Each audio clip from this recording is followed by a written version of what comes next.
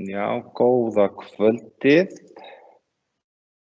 Ég ætla að byrja á að biðja ykkur afsökunar á þessari töf sem hefur orðið vegna tæknilega vandræða.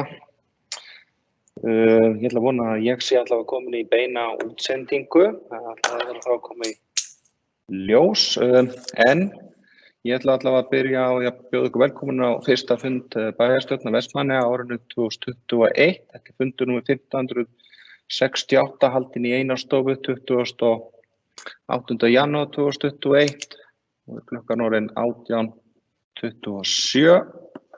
En þetta er fjarfundur í beinni útsendingu og upptöku eins og áður og upptakan verður svo aðgengileg til áhorfs að fundi loknum. Þannig ég segi fund settan. Það eru 16 mál á útsendri dagskrá og dagskráin er þá eftirfarandi. Það eru almenn erindi. Það eru umræða samgöngumál. Það er númer 1, númer 2 málefni Hraunbúa, 3. dagskrármál ljósleiðari í Vestmannaeyjum, 4. máli kosning í ráðnefndir og stjórnir samkvæmt 42. grein bæjarmálasamþykktar Vestmannaeyjabæjar. Svo koma fundargerðir til staðfestingar. Það er númer 5, það er framkvæmda hafnaráð Vestmannaeyja, fundur 258. Það er liður 5, skipurit Vestmannaeyja hafnar liggur fyrir til umræðu og staðfestingar. Það eru liður 1-4 og 6-7 sem liggja fyrir til staðfestingar. Það er dagskrárliður 6. Það er fjölskyldu- og tómstundaráð, fundur 255. Það er liður 1, gjaldskrá íþróttamiðstöðvar Vestmannaeyja liggur fyrir til umræðu og staðfestingar. Liður 2-3 liggja fyrir til staðfestingar. Það er dagskrárliður nummer 7 sem er bæjar á Vestmannaeyja, fundur 3143. Það er liður 5, viljayfirlýsing gerð Baðlóns í Vestmannaeyjum liggur fyrir til umræðu og staðfestingar. Liður 1-4 og 6-8 liggja fyrir til staðfestingar. Það er dagskrárliður 8, það er fræðsluráð, fundur 338, liður 1, skóladagatal, samræmt dagatöl skóla og frístundavers liggur fyrir til umræðu og staðfestingar, það er fyrsti liður, og liður 2-4 liggja fyrir til staðfestingar. Það er 9. dagskrárliður sem er umhverfis- og skipulagsráð Vestmannaeyja, fundur 337, það er liður 1, deiliskipulag fyrir móttökustöð úrgangsefna, 1 liggur fyrir til umræðu og staðfestingar. Liður 2-9 liggja fyrir til staðfestingar. Dagskrárliður 10 er bæjarráð Vestmannaeyja, fundur 3144, það er liður 1-4 liggja fyrir til staðfestingar. Dagskrárliður 11 er bæjarráð Vestmannaeyja, fundur 3145, það er liður 1, gjaldskrá Vestmannaeyjabæjar fyrir árið 2021, liggur fyrir til umræðu og staðfestingar. Liður 5, umsagnir frá Alþingi liggur fyrir til umræðu og staðfestingar. Liður 2-4, 6-9 liggja fyrir til staðfestingar. Þá eru á 12. dagskrárliður sem fjölskyldu- og tómstundaráð, fundur 256, það er liður 1 sem liggur fyrir til staðfestingar. Það er 13. dagskrárliður sem er fræðsluráð, það er fundur 339, það er liður 2, þróunarsögu leik- og grunnskóla liggur fyrir til umræðu og staðfestingar og liður 1 liggur fyrir til staðfestingar. 14. dagskrárliður er fjölskyldu- og tómstundaráð, það er fundur 257, liður 1-5 sem liggja fyrir til staðfestingar. 15. dagskrárliður er framkvæmda hafnaráð Vestmannaeyja, fundur 259, liður 3, blátindur VF21 liggur fyrir til umræðu og staðfestingar. Liður 1-2 og 4 liggja fyrir til staðfestingar. 16. dagskrárliður og jafnframt 7. dagskrárliður í fundarboði bæjarstjórnar er umhverfis- og skipulagsráð Vestmannaeyja, fundur 338, það er liður 2, það er breyting á deiliskipulag H2 við Kleifar liggur fyrir til umræðu og staðfestingar. Liður 3, breyting á deiliskipulag H2 austurhluti liggur fyrir til umræðu og staðfestingar. Liður 4, breyting á deiliskipulagi Ásamri liggur fyrir til umræðu og staðfestingar og liður 1 og 5-10 liggja fyrir til staðfestingar. Þá hef ég farið yfir dagskrá bæjarstjórnarfundarins í kvöld og þá göngum við til dagskrá fyrsta lið. Það er umræða samgöngumál og það er Íris Róbertsdóttir. Gjörðu svo vel.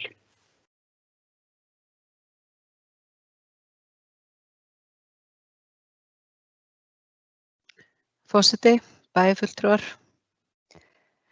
Eins og við vitum öll að þá var það tekið fyrir í bæjarstjórn Vestmannaeyja að taka aftur upp samninginn Herjólf ohf.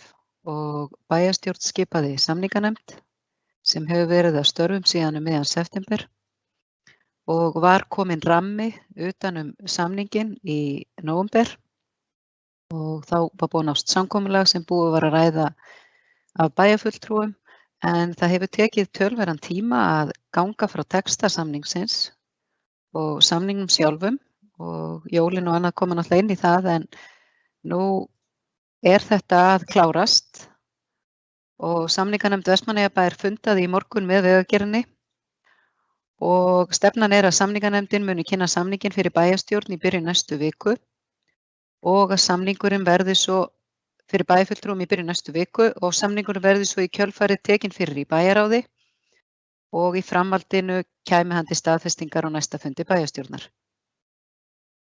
Ég hef verið í samskiptum bæði við sveitarstjórnarráðherra og vegamálastjóra á meðan að þessu ferli hefur staðið en samninganefndin hefur algjörlega verið með þetta mál gagnvart Vegagerðinni og staðið sig bara mjög vel í því. En ráðherrann hefur fylgst vel með og fylgt málinu eftir og ég held að það veri afskaplega ánægjulegt ef þetta klárast nú loksins helgina og í byrjun næstu viku og að við bæjarfulltrúar fáum þá þessa kynningu á þessum samningi sem okkur gríðarlega mikilvægur í ljósi þeirra aðstæðna sem hafa verið uppi og breytinga sem hafa orðið í kringum Herjólf og rekstri Herjólfs og eins og við kannski vitum flest þá nú farið að starfa eftir þessum ramma sem að við náðust samkomulag í nóvember. En mig langar líka að koma inn á það að flugið fór aftur á stað 22. desember.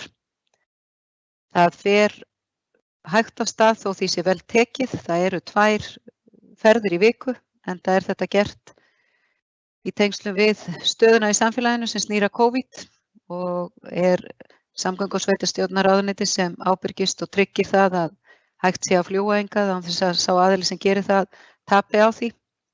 En það skiptir bara gríðarlega miklu máli til að tryggja flugið í sessi að við nýtum þetta, Eyjafólk og fyrirtæki og aðrir og svo náttúrulega verður þetta spennandi að fylgjast með framhaldinu. En svo að ég ljúki bara máli mínu á því að það afskaplega ánægjulegt að sjá hvernig staðan í Landeyjahöfn. Landeyjahöfn bara búin að vera í fínu standi.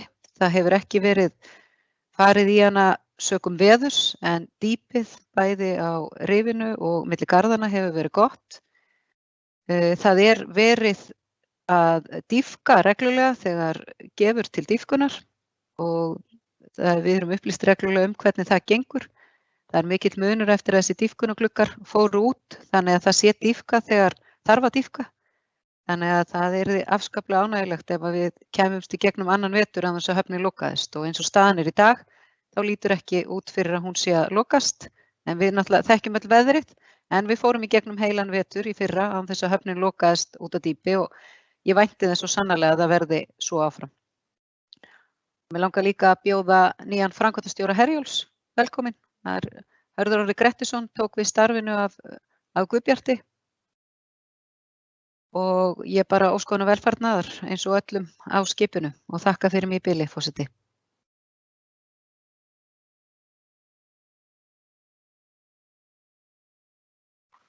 Já, takk fyrir þetta, Íris Róbertsdóttir. Nú orðið laust undir þessa lið og það Hildur Sólveig Sigurðardóttir sem hefur beðið morðingjasverjendur. Takk fyrir það, forseti, bæjarfulltrúar og áheyrendur. Já, ég vil taka fram undir nær allt sem að koma fram í máli bæjarstjóra hér á. Það komin mikil óþreyja eftir þessa samningi sem við höfum öll verið mjög spennt að fá í hendurnar, innihald hans og þættir ákvæða hans hafa auðvitað verið kynnt bæjarfulltrúum og mikilvægt auðvitað að eins og samningurinn hafi verið lagður upp að það sé í raunin eins og var ákveðið og samþykkt í rauninni munnlega að bæði af hálfu bæjarfulltrúa og samninganefndar bæjarins og vænti ég ekki annars og bara því spennt eftir að fá samningin í hendurnar og geta skoða hann og átt samtal við samninganefndina sem ég vil líka þakka fyrir þeirra störf en ég tek undir það að eins og kom fram í máli bæjarstjóra þá við orðin langægi eftir að fá hann í hendurnar ætluðum og vorum að vonast eftir að geta tekið hann hérna inn í desember en óskandi að þetta gangi eftir að við getum kynnt okkur hann á mánudaginn og bæjarráð geti farið yfir hann svo á miðvikudaginn. Ég vil fá að líka leggja aðeins orðið bæði varðandi flugið. Ég hef heyrt á því að fólk sé að nýta sér flugið. Auðvitað væri hér meiri nýting á því ef að ferðirnar væri fleiri, ef að væri svona hægt að nýta með svona betri hætti, eða að væri svona örari flugsamgöngur.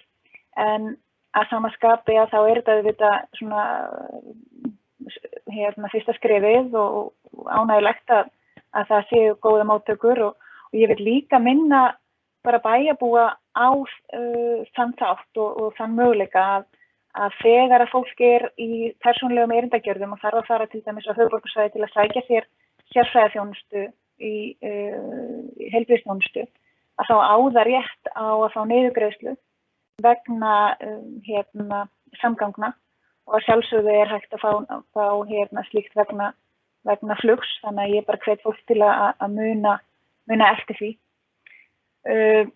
Ég vil líka koma inn á líkt og bæjarstjóri kom inn á í máli sínu varðandi nýtinguna á Landeyjahöfn og maður heyrir það alveg og takturinn í bæjarbúum þannig að það ofboðsleg gleði með það að geta verið í desember og janúar að fara helgarferðir að skotúra upp á land og geta stólað á Landeyjahöfn og það bara að sýna sig að nýja ferjan hefur verið að sanna gildi sitt.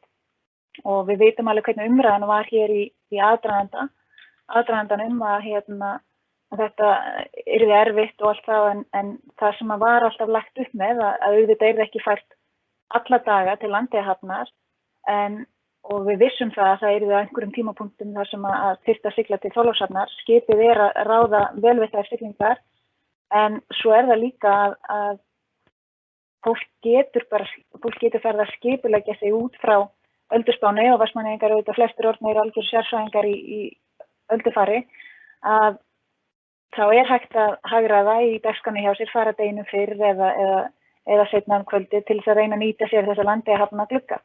Þannig að ég bara vil hér lýsa ánægju með nýtinguna á ferjunni og með auðvitað aðstöðuna að við séum að geta nýtt Landeyjahöfn með þessum hætti eins og raun ber vitni. En annað ætla ég ekki að segja hér og þakka kærlega orðið og hljóðið.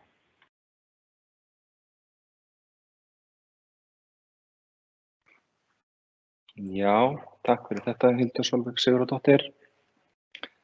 Ég ætla að byrja á því að lesa hér inn innbókun úr yfirferð bæjarstjóra.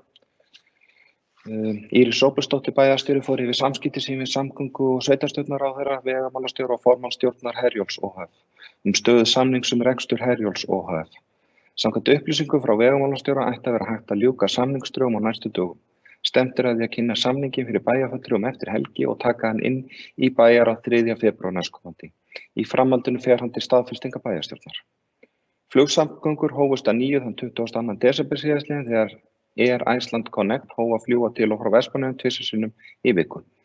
Til þess að rekstrargrundvöllur myndist flugferðir milli lands og eyja nauðsynlegt að fyrirtæki og einstaklingar nýti sér þennan samgöngumáta að öðrum kosti ekki markaðslegar forsendur til þess að halda úti flugsamgöngum.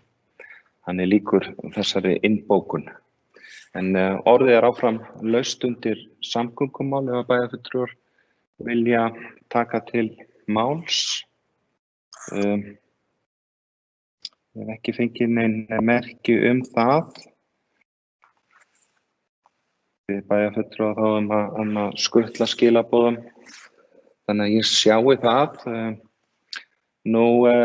Þá ætla ég kannski með leyfi varaforseta örlítið að leggja orð í belg undir samgöngumálum.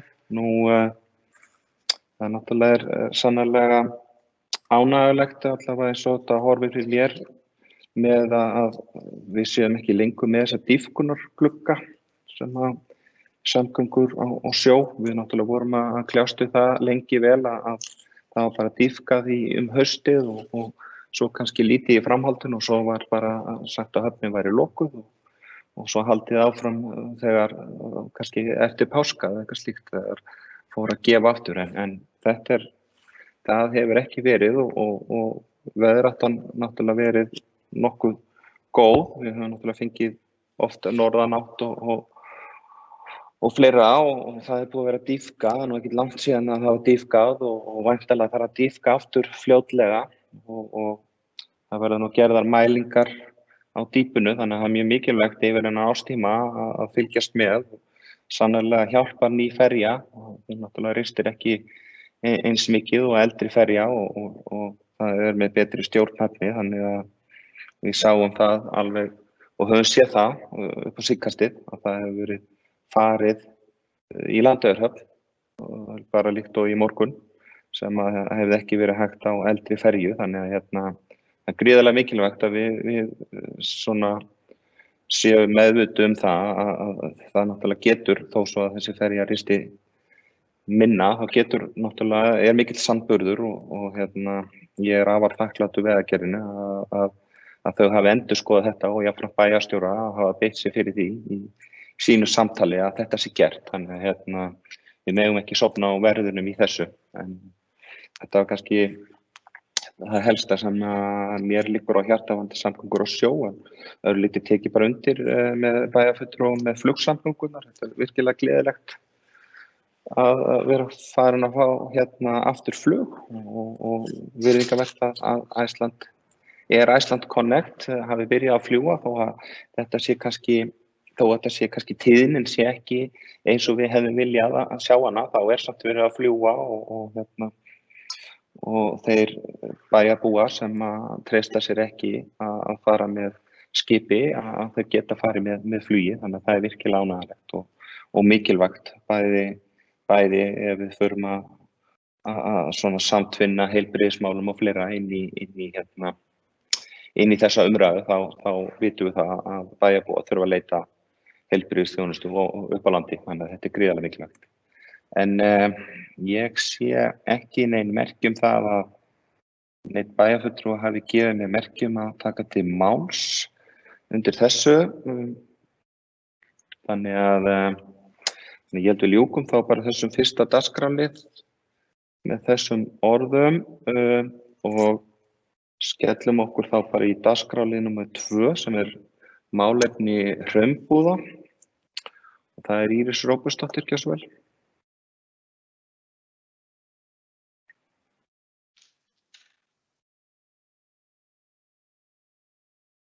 Forseti, bæjarfulltrúar.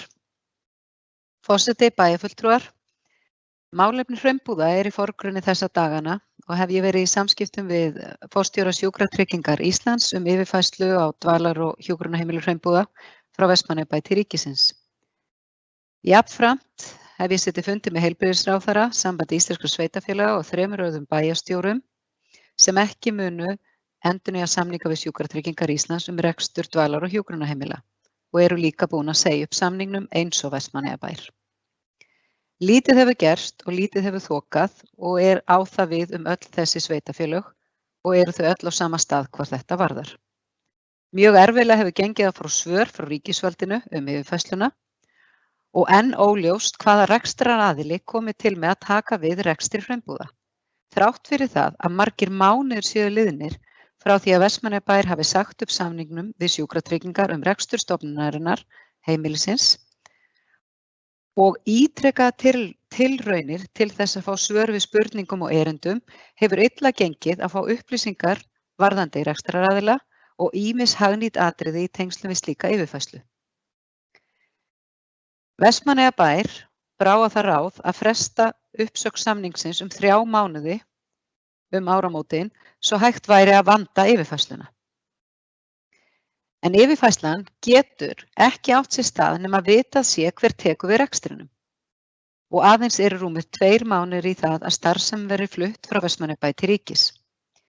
Fyrr í vikunni bárust loks svör frá Sjúkratryggingum Íslands að til stæði að auglýsa eftir rekstraraðila. Það verður því heilmikil áskorun fyrir aðila að halda tímaáætlun yfirfærsluna. En staðan bara einfaldlega þannig að þessi sveitarfélög sem eru Akureyrarbær, Hornafjörður og Fjarðabyggð eru bara mjög ósátt við það að það sé ekkert sem tekur á móti sveitarfélögum sem segja upp samning, það sé eitthvað ferli til í sjúkratryggingum, það hvernig sjúkratryggingar taka á og svara erindum, Það er bara mjög margt sem að við erum ósátt við og það var nú ástæðan fyrir því að við funduðum með ráðherra og fórum yfir þessi mál og lýstum áhyggjum okkar af því í hvaða farvegi málin væru. En það virðist ýmislegt vera sérstakt svona í samskiptum við Sjúkratryggingar og staðan er bara erfið og mér finnst þetta algjörlega óboðlegt eftir 7 mánuði að vita ekki ennþá hver er að fara að taka við. Og þetta er bara býður upp á óöryggi hjá heimilisfólki, hjá starfsfólki, hjá aðstandendum heimilisfólks að við getum ekki sagt hvernig hlutirnir verða. En Vestmannaeyjabær mun að sjálfsögðu gera allt sem í okkar valdi stendur til þess að vanda þetta. En mér fannst nauðsynlegt að fara aðeins yfir þetta en bara svo það sé haldið til haga þá fylgjast þessi 4 sveitarfélög að. Hornafjörður er fyrst til að skila og á í rauninni að skila núna mánaðamótin en mér skilst á þess að ég sé með það staðfest að það sé búið að bæta við 1 mánuði hjá þeim til þess að það sé möguleiki að fara í einhvers konar yfirfærslu en þetta mál er ekki Sjúkratryggingum og ráðuneytinu til sóma hvernig þessir hlutir hafa verið. Þannig en við munum fylgjast áfram að þessi sveitarfélög og sambandið er með okkur í þessu verkefni sem að við viljum að sjálfsögðu vanda okkur með. Takk.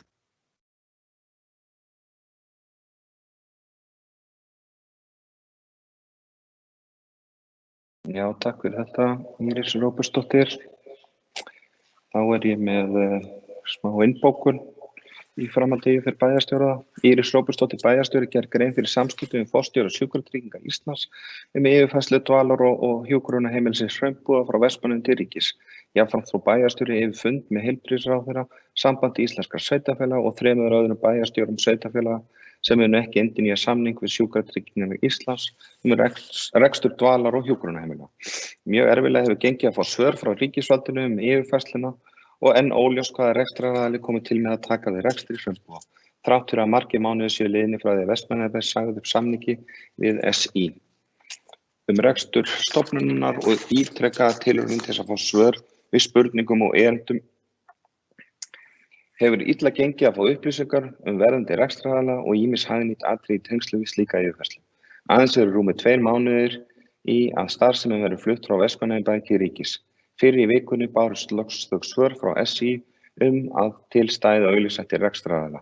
Það verður því heilmikil áskorun fyrir aðila að halda tímaáætlun yfirfærsluna. Þannig að það lýkur þessari innbókun.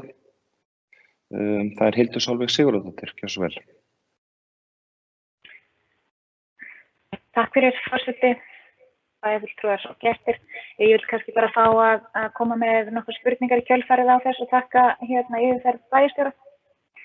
En nú er talað Hornafjörður sé á undan í þessu, bara hvernig Vestmannaeyjabær eða bæjarstjóri sér það fyrir sér að ef raunin verður sú að annarkvort sé ekki rekstraraðili spenntur fyrir verkefninu eða þá að rekstraraðili sé ekki tilbúin að taka verkefni fyrir eftir segjum hálft ár eða 3 mánuði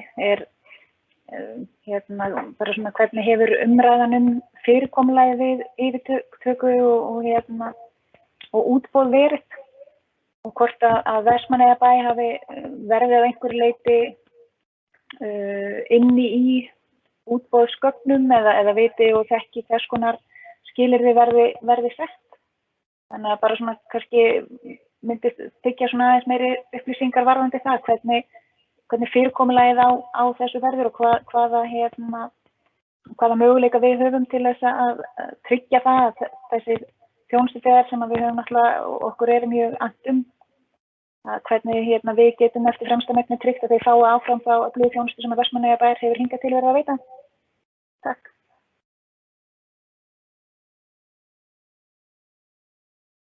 Já, takk fyrir þetta Hildur Sólveig Sigurðardóttir. Það er fleiri fá orðið áður en að þessu svarað. Það er Íris Róbertsdóttir, gjörðu svo vel.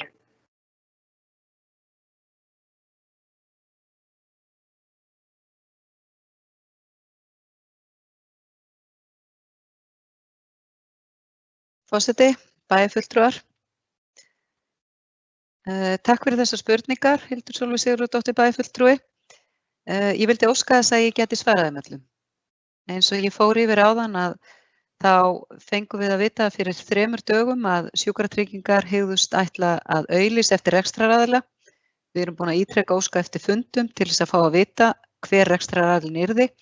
Eins og í þessum 2 línum sem við fengum frá þeim, það var talað að það yrði það var ekki talað útbúð, heldur auglýst eftir áhugasömum rekstraraðila. Svo ég geti vitnað til Hornafjarðar, það var þeim tilkynnt að eignarhaldsfélag á vegum ríkisins sem heitir Vigdísarholt myndi taka við hjá þeim. Það er ekki verið að hugsa það gagnvart Akureyri, Fjarðabyggð og Vestmannum. Fjarðabyggð á sama tíma og við og það bara talað auglýsingu eftir rekstraraðila og ég sendi tölvupóst á Sjúkratryggingar fyrir 2 dögum þar sem ég fór yfir óskaði eftir upplýsingum hvað þetta vera þarna, hver tímalínan væri og hvernig ferlið þetta vera og óskaði eftir fundi. Þeim tölvupósti hefur ekki ennþá verið svarað. En að sjálfsögðu það var nú ástæðan fyrir því að við framlengjum samningin áramót vegna þess að við sáum ekki að þetta gæti gengið upp. En það er auðvitað náttúrulega ekki neitt sérstaklega faglega staðið að því að stilla sveitarfélaginu alltaf upp þannig að því auðvitað eru þjónustuþegarnir, heimilisfólkið, starfsfólkið og aðstandendur, við berum hag þeirra fyrir brjósti og við viljum ekki að þetta fólk sé í lausu lofti varðandi framtíðar rekstrarform. En við ég mun halda og hef haldið bæjarráði mjög upplýstu og mun gera það áfram en þetta allt bara mjög eðlilegar spurningar þetta framhald og bara svörin frá Sjúkratryggingum eru alveg afskaplega rýr ef nokkur. En þetta ekki lögbundið hlutverk sveitarfélagsins, þannig Sjúkratryggingar geta ekki sagt þið verðum þetta 6 mánuði í viðbót. Þeim ber skylda til að taka við þessu. Það eru við búin að fá frá lögfræðingum sambandsins. En við viljum auðvitað að þetta sé vandað til og það sé hægt að gera þetta með þeim hætti að það sé sómi af. Takk fyrir.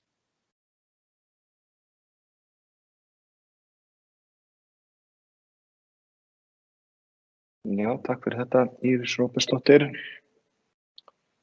Vona að þetta hafi svarað því sem hægt að svara í þessu en ef að bæjarfulltrúar vilja taka til máls undir þessum dagskrárlið þá er það tækifæri til þess og öðru leyti mun ég fara þá í að lesa sameiginlega bókun allra bæjarfulltrúa. Ef að það er tæmt hér þar sem bæjarfulltrúar vilja tjá sig þetta. Mér sýnist það, þannig ég ætla að vinda mér það bara í að lesa þessa sameiginlega bókun.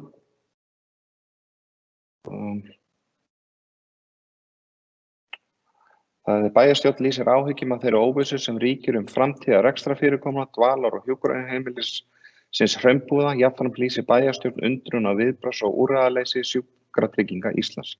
Þrátt fyrir margítrekaðar tilraunir fulltrúa Vestmannaeyjabæjar skýr svör hefur Sjúkratryggingum hvorki tekist að upplýsa nýjan rekstraraðila né veitt Vestmannaeyjabæjar leiðbeiningar hvaða skref þurfi að stíga til þess að tryggja farsælan tilflutning starfsemi Hraunbúða. Bæjarstjórn Vestmannaeyja skorar á Sjúkratryggingar Íslands að vinna málið hratt og örugglega svo eyða megi óvissu starfsfólks, heimilisfólks og aðstandenda Hraunbúða yfirfærsluna. Og undir þetta rita allir 7 bæjarfulltrúar.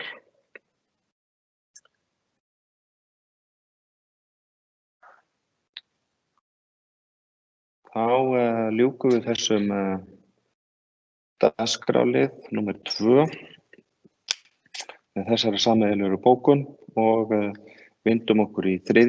dagskrárlið.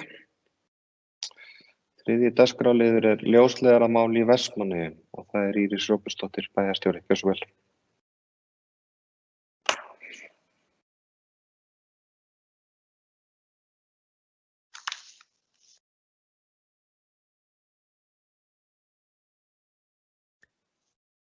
Forseti, bæjarfulltrúar.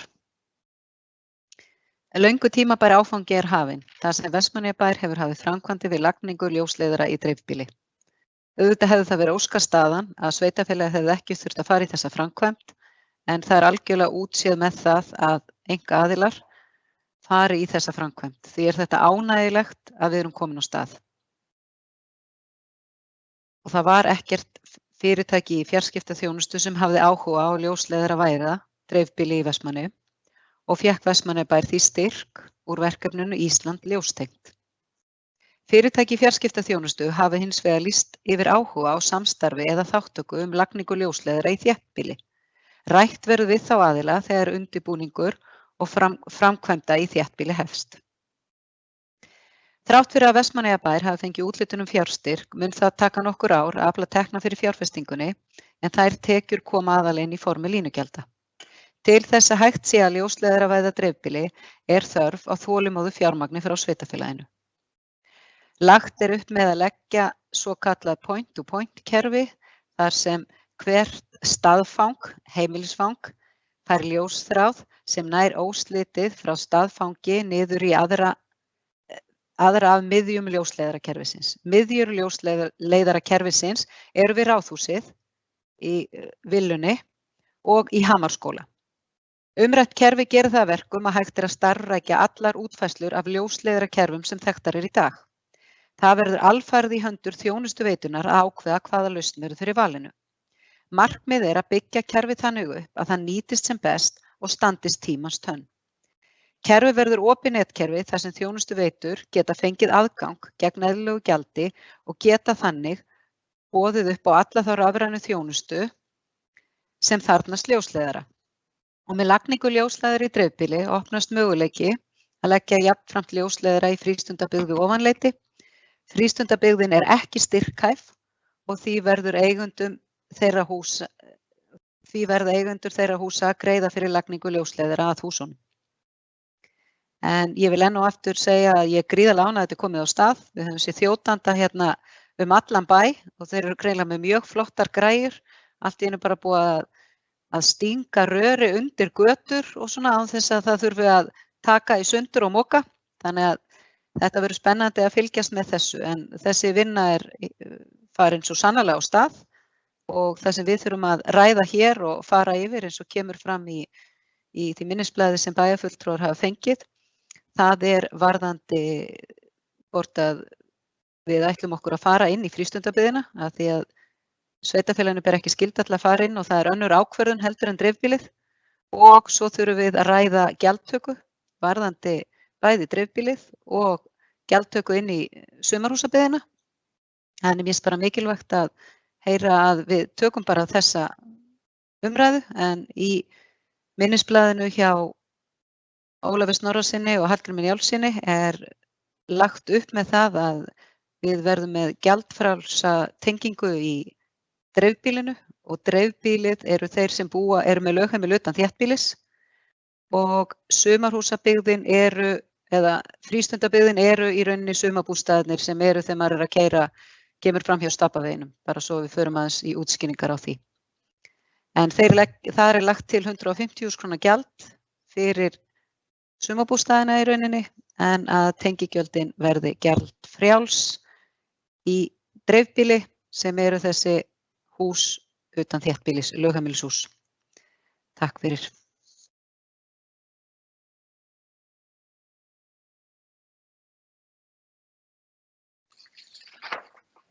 Já, takk fyrir þetta, Íris Róbertsdóttir. Það þá að fylgja þessu frá Íris Róbertsdóttir bæjarstjóra með smá innbókun. Vestmannaeyjabær hefur hafið framkvæmdir við lagningu ljósleiðara í dreifbýli þar sem ekkert fyrirtæki í fjarskiptaþjónustu hafði áhuga á ljósleiðaravæða dreifbýli. Fékk Vestmannaeyjabær styrk úr verkefninu Íslands ljóstengt. Fyrirtæki í fjarskiptaþjónustu hafa hins vegar lýst yfir áhuga á samstarfi að þátttöku lagningu ljósleiðara í þéttbýli. Rætt verður við þá aðila þegar undirbúningur framkvæmd í þéttbýli hefst.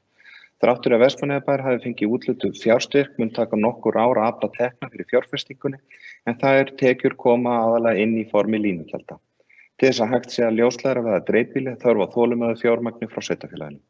Lagt er upp með að leggja svokallað point-to-point kerfi þar sem hvert staðfang, heimilisfang, fær ljósþráð sem nær óslitið frá staðfangi niður í aðra að miðjum ljósleiðarakerfisins. Miðjur ljósleiðarakerfisins eru við Ráðhúsið við Stappagerðistún og í Hamarsskóla. Umrætt kerfi gerir það að verkum að hægt er að starfrækja allar útfærslur á ljósleiðarakerfum sem þekktar eru í dag. Það verður alfarið í höndum þjónustuveitna að ákveða hvaða lausn verður fyrir valinu. Markmiðið að byggja kerfið þannig upp að það nýti sem best og standi tímans tönn. Kerfið verður opið netkerfi þar sem að þjónustuveitur geta fengið aðgang gegn eðlilegu gjaldi og geta þannig boðið upp á alla þá rafrænu þjónustu sem þarfnast ljósleiðara. Með lagningu ljósleiðara í dreifbýli opnast sá möguleiki að leggja jafnframt ljósleiðara í frístundabyggð við Ofaleiti. Frístundabyggð ekki styrkhæf og því verði eigendur þeirra húsa að greiða fyrir lagningu ljósleiðara á húsum. Þannig lýkur þessari innbókun og ég held að áður en förum í bókun þá gef ég orðið laust. Það Njáll Ragnarsson, gjörðu svo vel. Já, forseti. Hér mál sem við tókum inn í bæjarráð á síðasta fundi þess og fengum þar í heimsókn til okkar þá félaga Ólafs Snorrason og Hallgrím Njálsson sem að fóru yfir þetta og svona sýndu ýmsa útreikninga hvað það varðar að koma tengingum á og hver kostnaðurinn og hvernig þetta innheimtist og ég get sagt að ég hef lært meira ljósleiðara núna heldur en nokkuð sinni fyrr. Ég hélt nú einhvern veginn að þetta væri svona meira, þó að þetta sem alltaf gríðarlega mikið verk og ég ger ekki lítið úr því að þá hélt ég að þetta væri svona kannski flóknari ferill og flóknari aðdragandi að þessu.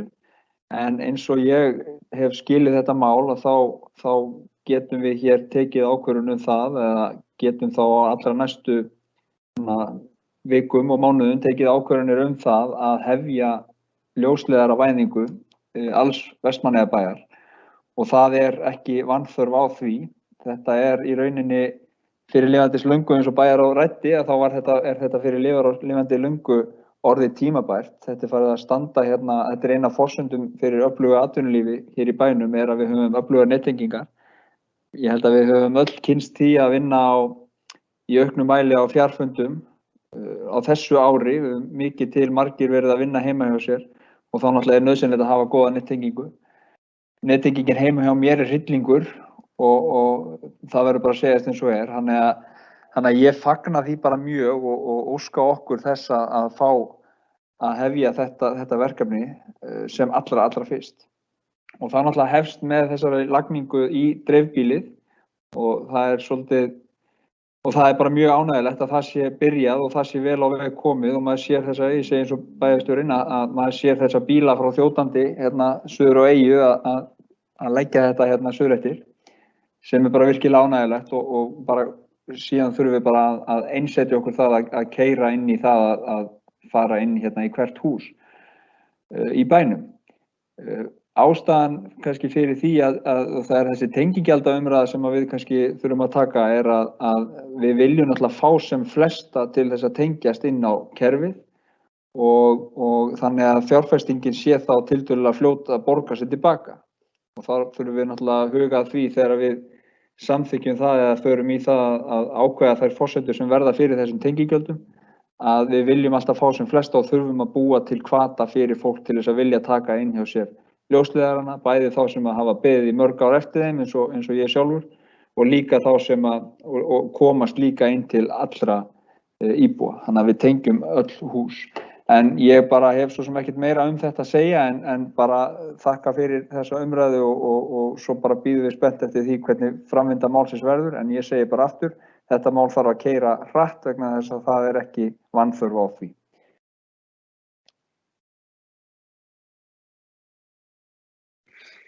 Já, takk fyrir þetta, Njáll Ragnarsson. Nú orðið laust áfram undir þessum lið ef að bæjarfulltrúar vilja taka til máls í þessu. Það Trausti Hjaltason, gjörðu svo vel. Forseti, bæjarfulltrúar, gestir. Það var ánægjulegt bara að sjá að þetta mál sé að fara í góðan farveg og sjá þetta allt sem að gerast. Við fengum fjármuni þarna frá ríkinu sem að hjálpuðu til við að koma þessu á stað og bara þetta hið besta mál allt saman og alltaf að aukast þörfin fyrir betri nettengingu í öllu sem að snýra atvinnulífi og svona nútíma, þetta bara svona orðið eitt af nútíma grunnþörfunum okkar að vera með gott netsamband, þannig að þörfin fyrir þetta hún fer bara vaxandi og bara mikilvægt að við höldum áfram að þrýsta þessu áfram og bara góðar upplýsingar sem að hér hafa komið og við bara höldum áfram að halda þessu máli lifandi og í umræðunni. Takk. Já, takk fyrir þetta, Trausti Hjaltason. Það Hildur Sólveig Sigurðardóttir, gjörðu svo vel. Takk fyrir það, forseti, bæjarfulltrúar og gestir. Ég þakka þá yfirferð sem hér hefur farið fram og tek undir náttúrulega það sem bara hefur komið fram í máli bæjarfulltrúa sem hér hafa talað undan mikilvægi þess og ekki síst á þessum tímum og þegar við viljum vera að sækja fram og viljum vera að draga fólk að búsetu í Vestmannaeyjum og hvað þá að þau dragi ný störf sem mitt hægt að sinna í fjarvinnu og að hér geti íbúar okkar einnig sinnt námi og öðru slíku í gegnum netið. Kannski bara svona praktísk spurning að því ég gerir mig grein fyrir þessari umræðu varðandi tengigjöldin og hvað það varðar og hvað það mikilvægt að við séum að fá aðila inn á okkar kerfi ef við getum talað sem svo. En nú búið að tala þolinmótt fjármagn, nú var gert ráð fyrir fjármagn í fjárhagsáætlun fyrir þessu verkefni. Hefur það áhrif á þá fjárveitingu ef ekki eru tekin tengigjöld hjá íbúum í dreifbýli eða húsnæði í dreifbýli og annars vegar þá í rauninni bara svona áætlun á því að hvað þetta ákveðna verkefni, dreifbýlisverkefni, hvað menn sjá það myndi þá greiða sig satt upp með það fjármagn sem við leggjum til á móti ríkinu en ég tek undir eins og það hefur komið fram hér að það náttúrulega greiðlega ánægjulegt að hafa fengið í gegnum Ísland ljósvætt þennan þessa mótgreiðslu. Þannig að það kannski svona bara helstu svona spurningar sem að liggur mér á hjarta. Þannig að eins og hefur komið fram hér þetta bara greiðlega ánægjulegt að vera hluti af ákvörðunartöku og framvindu þessa máls. Þetta bara mikilvægt mál, atvinnumál og byggðamál og framfaramál fyrir Vestmannaeyjabæ. Takk.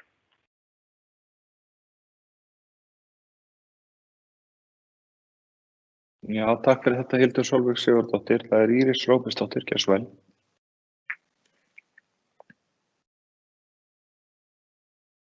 Forseti, bæjarfulltrúar. Hversu fljótt þetta að greiða sig tilbaka fer eftir því hversu margir tengjast en dreifbýlið dýrara á hvert hús, talsvert dýrara heldur en í þéttbýlinu þannig að það lengur að greiða sig upp en þetta eru nokkur ár, það ekki alveg komin en þegar verið að tala þolinmótt fjármagn þá ekki verið að tala 50 ára fjárfestingu eða eitthvað svoleiðis sko en það bara munu bara inn í bæjarráði þá komu tölur sem ég vill síður vera að fara og voru aðgengilegar fyrir fundi og eru aðgengilegar undir þannig að ég bendi bara bæjarfulltrúa á að það kemur fram þar. Og varðandi þetta ár þá fjárveitingin í fjárhagsáætlun tvískipt. Það fjárveiting fyrir dreifbýlið og það fjárveiting fyrir þéttbýlið og það eru 25 milljónir fyrir þéttbýlið og það hönnunarkostnaður. Það flókið að hanna þetta kerfi og þessu hönnunarkostnaður náttúrulega bara í rauninni verið að hanna þá útboðið fyrir verkið. Þannig að það það sem verður gert núna en bara það kostar sirka sagt án ábyrgðar það bara 2 milljónir hver tenging í dreifbýli. Það náttúrulega þess vegna sem að ríkið að leggja því til fé að því það svo miklu dýrara en að tengja þéttbýli.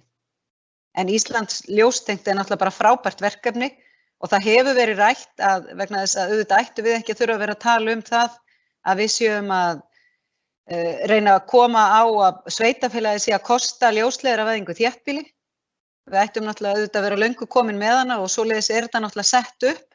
En hvatarnir virðast ekki vera nægir, þannig auðvitað væri það óskastaðan að Ísland ljóstengt væri kannski líka með styrki í þéttbýli og vonandi verður það eitthvað skoðað. En eins og ég segi, ég bendi á það þarna gögn undir, þannig að hægt að skoða svolítið varðandi tölurnar. En þetta eru svo lágar fjárhæðir inn í heildinni, sko tengigjöldin sjálf, þau eru miðað við hvað framkvæmdin kostar, að þetta er ekki það margir staðir í dreifbýlinu, en þannig að það hefur ekki veruleg áhrif á það hversu lengi er verið að borga fjárfestinguna tilbaka.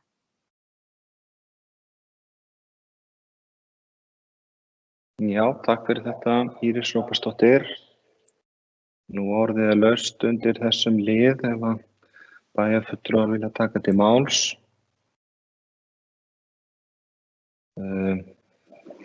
Á meðan ég sé ekki neitt bæjarfulltrúa biðja orðið undir þessum dagskrárlið, þá ætla ég að leggja smá orð í belg. Já, býtu við, það er Helga Kristín Kolbeins, gjörðu svo vel, Helga Kristín Kolbeins. Forseti, bæjarfulltrúar, gestir, ég bara verð að taka hérna til máls út af þessari seinkun sem var, það var út af mér, einmitt vegna þess að tengingin eða eitthvað var allt skrítið. Þannig að ég bara fagna þessu, við búum sem betur fyrir það vel að fjarlægðirnar eru stuttar hérna á milli innan bæjar, en það náttúrulega dálítið ekki í takt við 2021 að maður þurfa að fara á milli staða til að geta tengst. En ég er samt þakklát fyrir það að manni sé vel tekið og maður hafi aðkomu það sem að góð tenging, en hún það ekki heima á mér. Takk. Já, takk fyrir þetta, Helga Kristín Kolbeins. Þetta var ágætt og þó að bæjarfulltrúi Helga Kristín Kolbeins hafi sagt að tafirnar hafi verið af völdu sín, þá vorum við nú að glíma við fleiri tæknileg vandamál á fleirum, þannig að það er ýmislegt sem getur komið upp þegar við erum að halda fundi eins og þessa og vonandi er þetta síðasti fjarfundur okkar í bæjarstjórn í bili. Ég vona að það verði búið að aflétta einhverju af þessu sem í gangi þegar við hittumst næst, og það væri gott vegna þess að þetta er töluvert flókið að halda utan þetta allt saman og kannski flóknara heldur en að það lítur út svona að horfa á okkur á skjánum.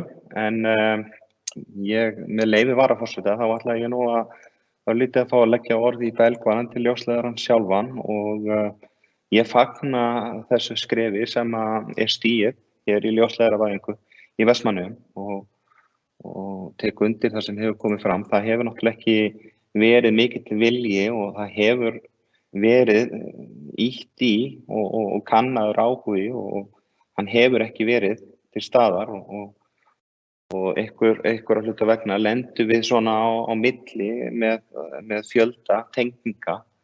Það hefur talið að í sveitarfélagi sem búa rúmlega 4.000 manns, 4.300 manns rúmlega, þá væri nú þetta tiltölulega auðvelt og sjálfsagt, en svo er ekki, og það sem að Helga Kristín Kolbeins kom inn á, að þetta er náttúrulega ekki einsdæmi hér í bænum að það sé slæmt samband. Það eru töluvert margir sem að glíma við þetta og það virðist ekki vera hægt að bregðast við því, en þetta er klárlega svar við því.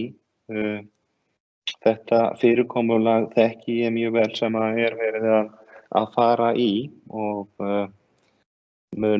ég ætla að segja það bara hér og nú að þetta verður bylting. Það er alveg klárt, þetta verður bylting fyrir sveitarfélagið og bæði íbúa og fyrirtæki. Náttúrulega sum fyrirtæki eru nú þegar komið með þetta, en þetta hefur náttúrulega líka verið kostnaðarsamt fyrir fyrirtæki og tala nú ekki um smærri fyrirtæki. Og það er nú ekkert langt síðan að ég var í samskiptum við fyrirtæki sem að vinna í upplýsingatækni sem var með mjög slæma tengingu þráttur að vera niðri í bæ, en það kostaði nokkuð 100.000 að fá það og þetta var ekki auðunnið og þannig að þó að við sem að byrja núna og fáum styrk úr þessu Ísland ljóstengt sem að hefur aldrei verið sótt hjá bæjarfélaginu, en við gerum það og fengum styrk í þetta, þá er það náttúrulega bara brot á kostnaðinum. Þetta er náttúrulega dýrt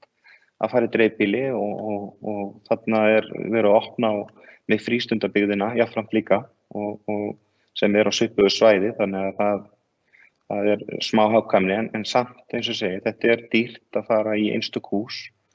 Það sem að fjarskiptafélögin hafa látið ganga fyrir eru hús, það sem eru fjölbýlishús og blokkir og í samtölum mínum þá hefur til dæmis verið bent á það að það nýverið búið að byggja upp reit í Kópavogi, réttu Smáralind, þar sem búið að byggja gríðarlega mikið af blokkum og þarna tiltölulega auðvelt að fá tekjur inn á þessum tengingum í staðinn fyrir að leggja í sveitafélög eins og okkar. Þarna eru einhverju fleiri hundruð íbúðir á mjög litlum bletti, þannig að þetta hefur því miður verið í forgangi en þetta breytist og þetta virkilega gaman að fá taka þátt í því að sveitafélagi sé að stíga þessi skref núna og kannski örlítið svo varandi þéttbýli að það þarf náttúrulega að fara í hönnunarvinnu þar, það þarf náttúrulega að fara yfir lagnarleiðir, þarf að skoða náttúrulega aðgang að hverju heimili og hver tenging verður, þannig að þetta smá undirbúningsvinna, þannig að við erum búin að bíða töluvert lengi, þannig ég efa það ekki að við höldum þetta út í smá stundi viðbót, en við verðum að vinna þetta rétt, við verðum að byrja á hönnunni og svo kemur þetta allt saman, þannig að þetta virkilega spennandi, en þetta orðið töluvert lengra heldur en að ég ætlaði mér, þannig að ef að bæjarfulltrúar vilja taka til máls í framhaldi þá það opið fyrir það, að öðru leyti ætlaði ég að fara hér í tillögu sem sameiginleg tillögu að bæjarstjórnar. Ég sé að þetta var engin bæjarfulltrúi sem hefur látið mig vita að hann vilji fá orðið, þannig ég held ég renni bara í þessa sameiginlega tillögu. Hún hljómar svona: bæjarstjórn samþykkir að frístundabyggðin sumarhúsabyggð verði tekin með við lagningu ljósleiðara í dreifbýli, lögheimili utan þéttbýlis og að tengigjald fyrir húsnæði í frístundabyggð verði 150.000 krónur. Auk þess samþykkir bæjarstjórn að ekki verði innheimt tengigjald fyrir ljósleiðara í dreifbýli. Ljósleiðarakerfi í dreifbýli verði rekið sem deild innan Vestmannaeyjabæjar og að aðgangur fjarskiptafélaga verði óheftur, það að öllum fyrirtækjum í fjarskiptaþjónustu bjóðist aðgangur á kerfinu gegn eðlilegu gjaldi. Huga þarf að öðru rekstrarfyrirkomulagi þegar framkvæmdir hefjast við lagningu ljósleiðara í þéttbýli.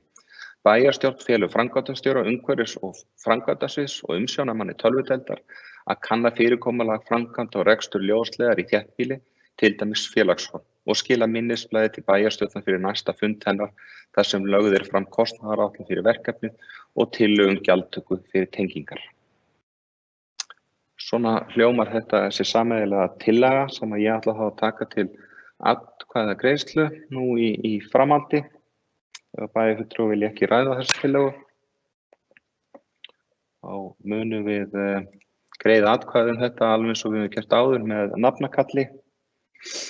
Þannig að ég bið bæjarfulltrúum að svara það já ef þeir samþykkja og nei og þá ef þeir sitja hjá. Þannig að við hefjum þá atkvæðagreiðslu þessa tillögu. Það Íris Róbertsdóttir. Já. Njáll Ragnarsson. Já. Jóna Sigríður Guðmundsdóttir. Já. Hildur Sólveig Sigurðardóttir. Já. Trausti Hjaltason. Já. Helga Kristín Kolbeins. Já. Og ég sjálfur, Elís Jónsson, samþykki þetta. Þannig að þessi tillaga samþykkt með 7 samhljóða atkvæðum. Og þá ljúkum við þessum 3. dagskrárlið og bara þannig að það gleymist ekki og sé haldið til haga, þá ætla ég að þakka framkvæmdastjóra umhverfis- og framkvæmdasviðs og umsjónarmanni tölvudeildar fyrir þessa vinnu sem að þeir hafa lagt í þetta og ég veit að ég geri það fyrir hönd allra bæjarfulltrúa líka. Þannig að við klárum þetta 3. lið með þessum orðum. Nú 4. dagskrárliður, það kosning í ráð, nefndir og stjórnir samkvæmt 22. grein bæjarmálasamþykktar Vestmannaeyjabæjar. Það þannig að samkvæmt öðrum tölulið B-liðar 42. greinar samþykktur af stjórn Vestmannaeyjabæjar og fundarskop bæjarstjórnar kýs bæjarstjórn 5 aðalmenn og 5 varamenn í fræðsluráð. Gerðar eru þær breytingar á fræðsluráði nú að Silja Rós Guðjónsdóttir hættir sem aðalmaður í ráðinu og í hennar stað kemur Ragnheiður Perla Hjaltadóttir sem hefur verið varamaður.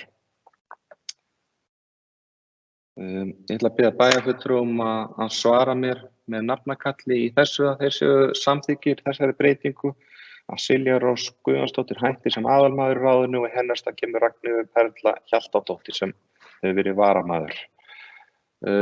Íris Róbertsdóttir. Já. Njáll Ragnarsson. Já. Jóna Sigríður Guðmundsdóttir. Já.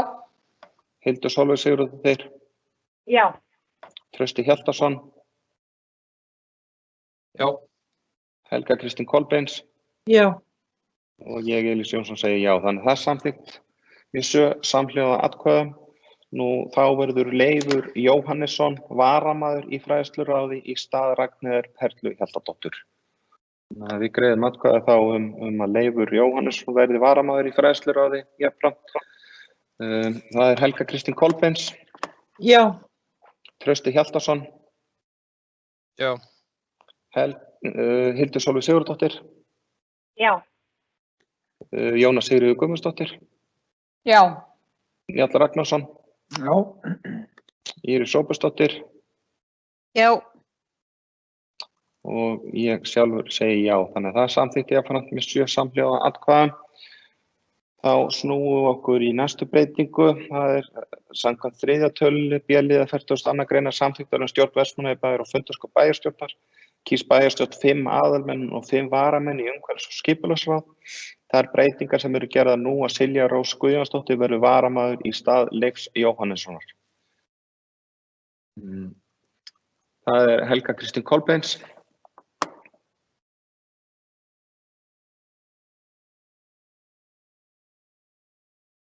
Helga Kristín Kolbeins, þú ert örugglega mute í atkvæðagreiðslunni. Já. Já, það er Trausti Hjaltason. Já. Hildur Sólveig Sigurðardóttir. Já. Jóna Sigríður Guðmundsdóttir. Já. Njáll Ragnarsson. Já. Og Íris Róbertsdóttir. Já. Ég, Elís Jónsson, segi jafnframt já. Þannig að það er samþykkt með 7 samhljóða atkvæðum. Þannig að þetta er samþykkt þessar breytingar í 4. dagskrárlið. Þá vindum okkur í 5. dagskrárlið. Það er framkvæmda og hafnaráð Vestmannaeyja fundur 258. Þá er óskað eftir umræðu 5. lið sem er skipurit Vestmannaeyja hafnar liggur fyrir til umræðu og staðfestingar. Þetta var bókað í ráðinu, formaður leggur fram drög að nýju skipuriti Vestmannaeyja hafnar. Helsta breytingin er að til verður sérstakt stöðugildi hafnarstjóra. Niðurstaða ráði samþykki fyrirliggjandi skipurit. Ráði er sammála að nú, jafnt sem áður, er mikilvægt að halda niðri rekstrarkostnað og leita mögulega leiða til hagræðis. Það er Njáll Ragnarsson.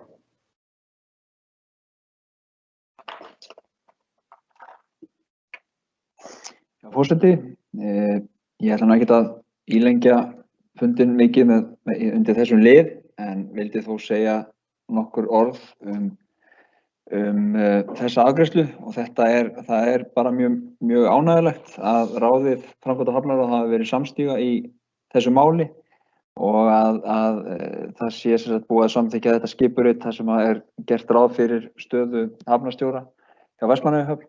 Ég er þeirra skoðanar að það stöðu ígildi eða sú staða að hún er mjög mikilvægt bara til þess að við tryggjum framgang og framþróun hafnarinnar. Við höfum svo sem rætt það hér á þessum vettvangi í bæjarstjórn að framkvæmdastjóri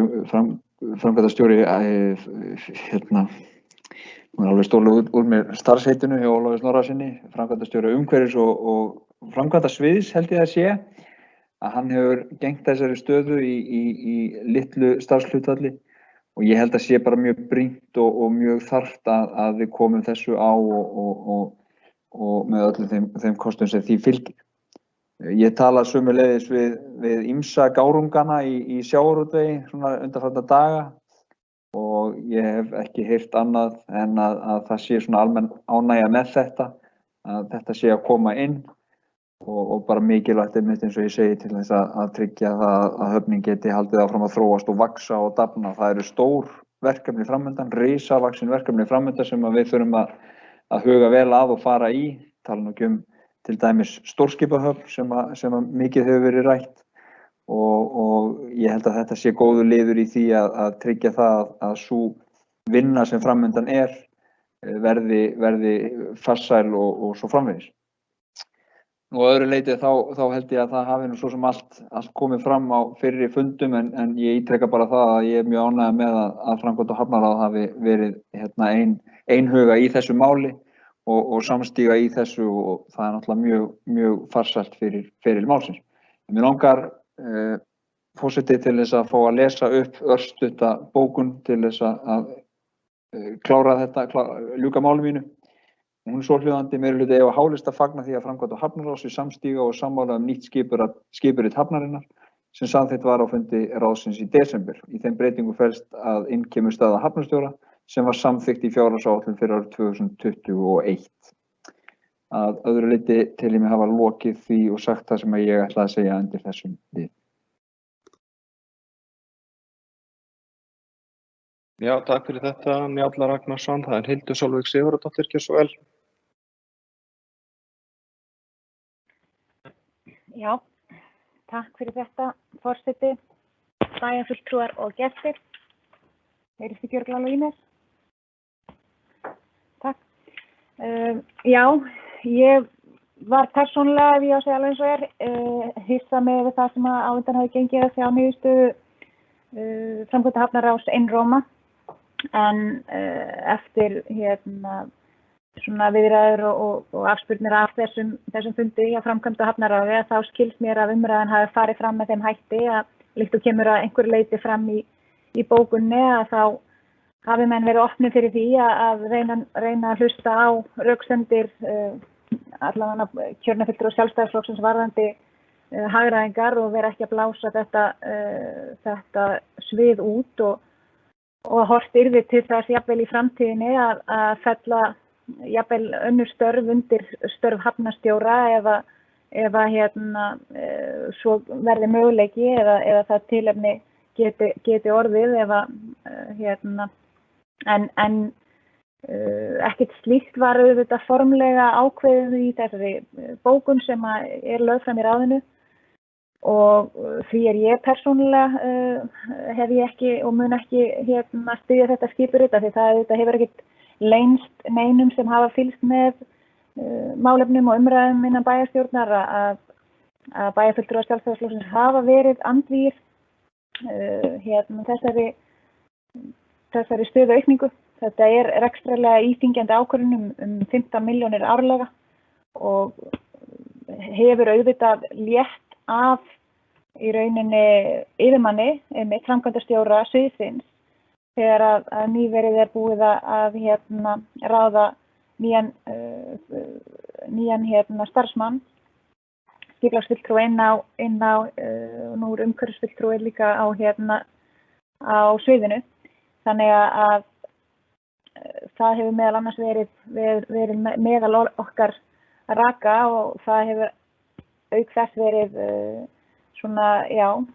bara verið stefna Sjálfstæðisflokksins að reyna að draga úr millistjórnendum og draga úr launakostnaði sem eru þetta sívaxandi og mjög íþyngjandi. En tek samt undir ánægju með það að það eigi að vera svona allan að reyna að horfa til einhvers rekstrar hagræðis en mér þykir samt svona kannski vanta því að fastar kveðið á orði hjá ráðinu og vil ég því með leyfi forseta fá að leggja fram eftirfarandi bókun sem að hljóðar svo og hún af hálfu allra bæjarfulltrúa Sjálfstæðisflokksins. Undirrituð hafa ætíð lýst sig andvíg þeirri rekstrar íþyngjandi ákvörðun upp á 15 milljónir árlega að taka að nýju upp stöðu hafnarstjóra og geta af þeim sökum ekki samþykkt fyrirliggjandi skipurit. Undirrituð fagnar því að í bókun ráðsins kemur fram að mikilvægt sé að halda niðri rekstrarkostnaði og leita mögulegra leiða til hagræðingar og óska því eftir að ráðið skili minnisblaði mögulegar leiðir til hagræðingar. Bókun lýkur. Þannig að þetta svo mörg eru held ég þau orð sem að ég vill allavega hafa sagt í þessu máli. Það ég svo sem kannski er í öðrum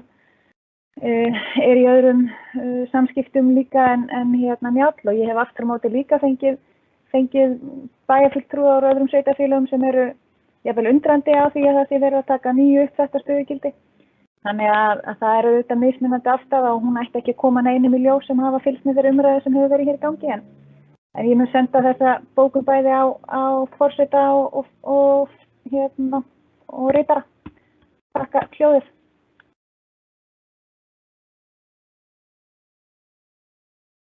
Já, takk fyrir þetta Hildur Sólveig Sigurðardóttir. Orðið er laust áfram undir þessum lið. Bæjarfulltrúar vilja taka til máls undir þessu. Það er sannarlega rétt. Þetta er ekki í fyrsta skipti sem við ræðum þetta. Skipurit Vestmannaeyjahafnar. Ég veit ekki hvort ég leggi hér orði í belg í þessu enn einu sinni. Ég held að það liggi nú ljóst fyrir hver mín skoðun er í þessu. Fundurinn, það er ýmislegt sem liggur fyrir á fundinum, held ég, sem er mikilvægt líka að við komumst í gegnum svona áður en að við nálgumst miðnætti. Þetta verður eitthvað krefjandi hjá okkur að komast í gegnum þetta. Við erum bara í 5. dagskrárlið ennþá.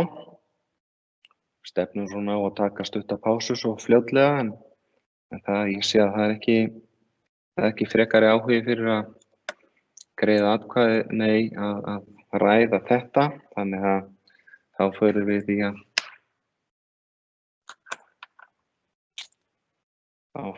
að greiða atkvæði þetta. Má ég nú sjá.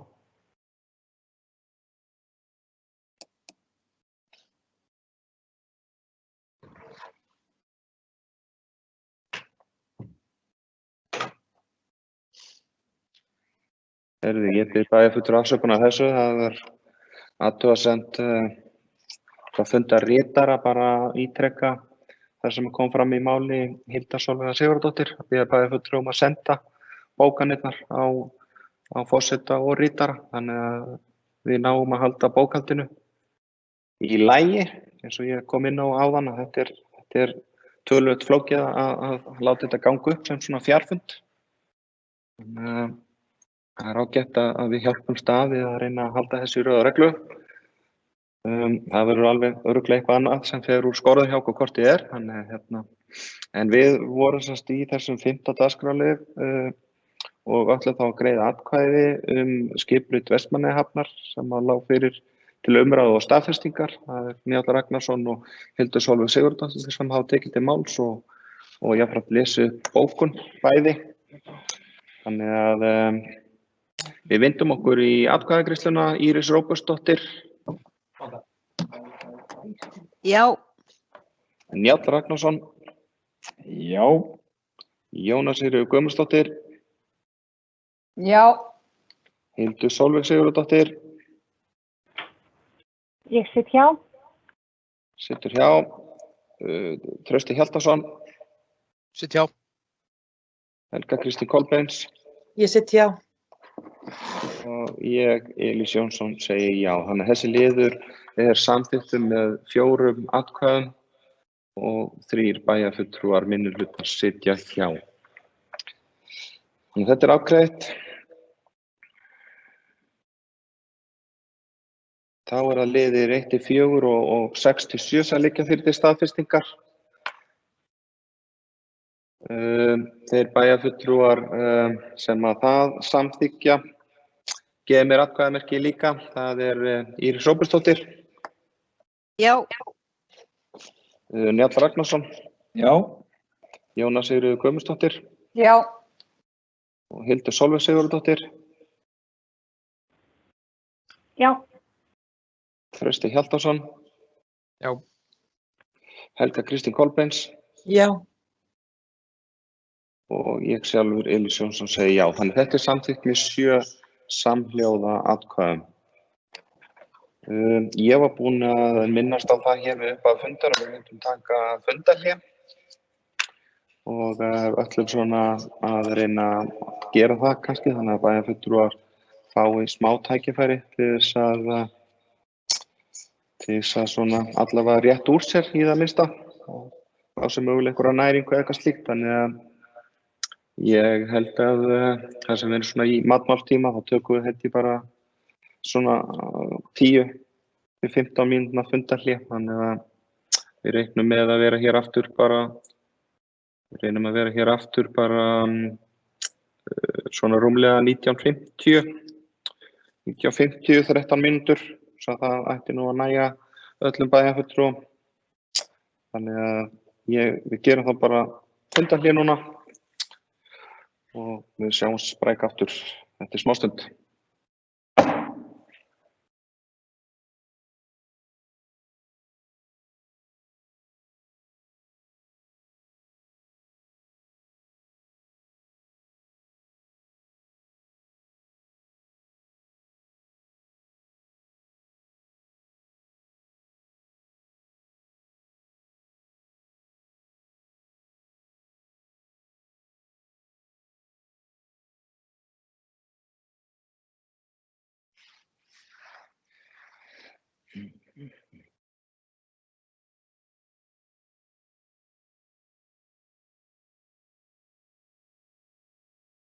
Jæja, komið sæl öll saman aftur. Þetta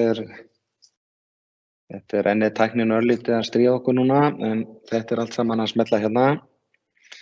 Við hefjum þá fund bæjarstjórnar Vestmannaeyja, fundur 1568 aftur eftir stutt fundarhlé. Klukkan er 19:59. Við vorum stödd í 7. dagskrármáli. Það er fjölskyldu- og tómstundaráð, fundur 255. Það var óskað eftir umræðu fyrsta lið, gjaldskrá íþróttamiðstöðvar Vestmannaeyja, liggur fyrir til umræðu og staðfestingar. Þetta var bókað í ráðinu, gjaldskrá íþróttamiðstöðvar Vestmannaeyja, breyting á gjaldskrá íþróttamiðstöðvar. Niðurstaða, lögð var fram tillaga að nýrri gjaldskrá íþróttamiðstöðvarinnar, fjölskyldu- og tómstundaráð samþykkir umrædda gjaldskrá. Ráðið bendir á að gjaldfrjálst er í sund fyrir börn yngri en 18 ára sem og fyrir 67 ára og eldri og öryrkja búsett í Vestmannaeyjum. Meira var ekki bókað. Það er Hildur Sólveig Sigurðardóttir, gjörðu svo vel. Takk fyrir það, forseti, bæjarfulltrúar og gestir. Ég var að breyta þessum headphone þannig að ég myndi þykja það ef ég fengi merki frá forseti ef það heyrist í mér. Ok, glæsilegt, takk. Já, við óskuðum eftir umræðu þennan lið þar sem að okkur þótti ekki svona nægjanlega upplýsandi niðurstaða ráðsins. Þannig að án þess að kannski málalengja það eitthvað frekar að þá ætla fulltrúar Sjálfstæðisflokksins að leggja fram eftirfarandi bókun í þessum lið. Hún er svo hljóðandi með leyfi forseta. Ekki er tekið fram í niðurstöðu fundargerðar að hækkun hefur orðið á gjaldskrá íþróttamiðstöðvar og vilja bæjarfulltrúar Sjálfstæðisflokksins benda á að gjaldskrá sem fjölskylduráð hefur samþykkt felur í sér heildarhækkun gjaldskrár íþróttamiðstöðvar hátt í 3% og felur meðal annars í sér að fallið verði frá möguleikanum að kaupa 10 tíma sundkort og eingöngu hægt að kaupa 30 tíma kort, hálfsárs eða áskort. Undirrituð samþykkja gjaldskrána en minna á mikilvægi gagnsærrar upplýsingagjafar til bæjarbúa og bókun lýkur. Fleira var það ekki. Ég þakka gott hljóð. Já, takk fyrir þetta, Hildur Sólveig Sigurðardóttir. Vilja fleiri bæjarfulltrúar taka til máls undir þessum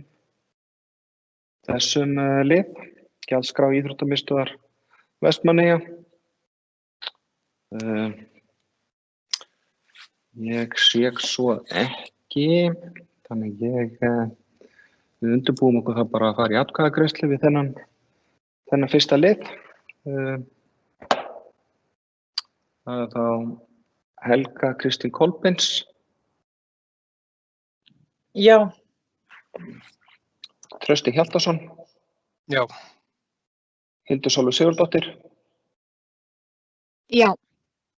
Jóna Sigríður Guðmundsdóttir, Já. Njáll Ragnarsson, Já. Íris Róbertsdóttir, Já. og ég sjálfur Elís Jónsson segi já. Þannig að þessi liður samþykktur með 7 samhljóða atkvæðum. Nú þá að liðir 2-3 sem liggja fyrir til staðfestingar í þessari fundagerð. Íris Róbertsdóttir, Já. Njáll Ragnarsson, Já. Jóna Sigríður Guðmundsdóttir, Já. Hildur Sólveig Sigurðardóttir,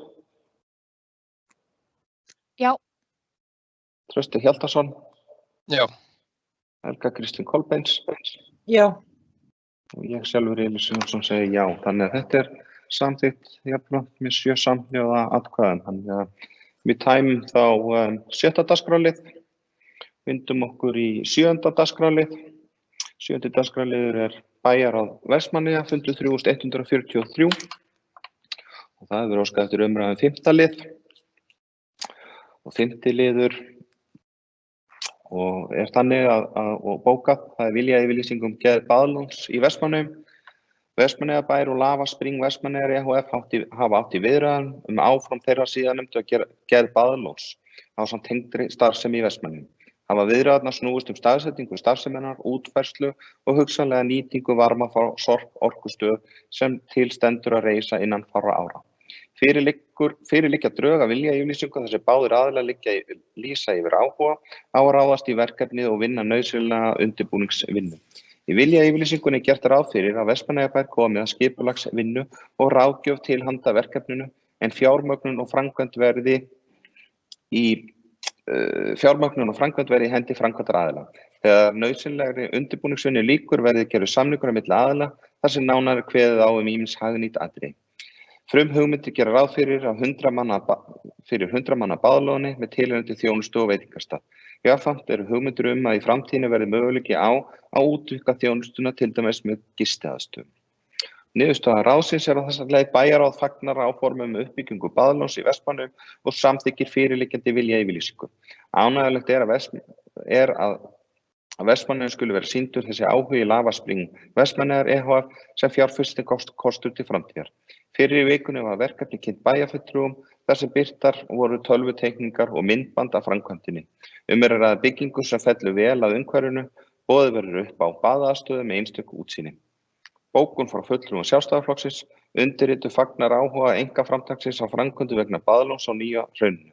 Á fundi 376 í bæjarráði var slík fýsileikakönnun samþykkt að þáverandi bæjarráði undir forystu Sjálfstæðisflokksins í samstarfi við aðra aðila. Þá hafði verið unnin frumkönnun hvernig nýta mætti orkuna sem myndaðist frá fyrirhugaðri Sorp orkustöð. Skoðaðir möguleikar á manngerðu lóni og heilsulind við skansinn og reifaðar hugmyndir gerð sjósunds aðstöðu að skansinum. Undirrituð leggur áherslu á að skoða verði hvort hægt sé að nota affall fyrirhugaðs Baðlóns til nytsamlegra hluta. Undir þetta ritar Helga Kristín Kolbeins. Meira var ekki bókað þetta í ráðinu. Það var Jóna Sigríður Guðmundsdóttir.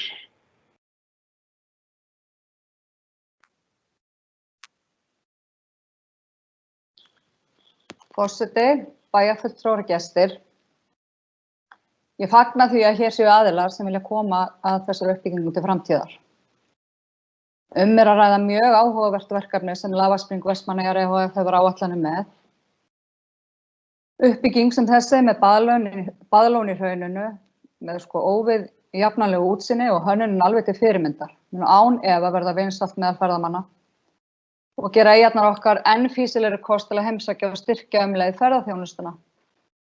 Og svo fyrir okkur sjálf, eyjamenn, frábær viðbót við það sem fyrir er. Það er virkilega ánægjulegt að í Vestmannaeyjum skuli vera sýnd, að Vestmannaeyingum og Vestmannaeyjum skuli vera sýndur þessi áhugi. Með leyfi forseta, ég ætla að fá að lesa bókun. Bæjarstjórn tekur undir bókun bæjarráðs í málinu og fagnar áformum uppbyggingu Baðlóns í Vestmannaeyjum. Takk fyrir.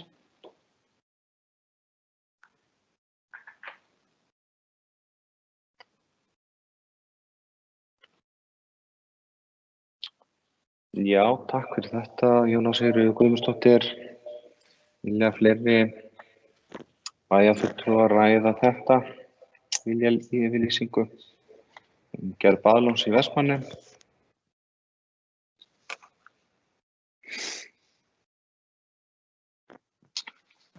Ég sé það ekki.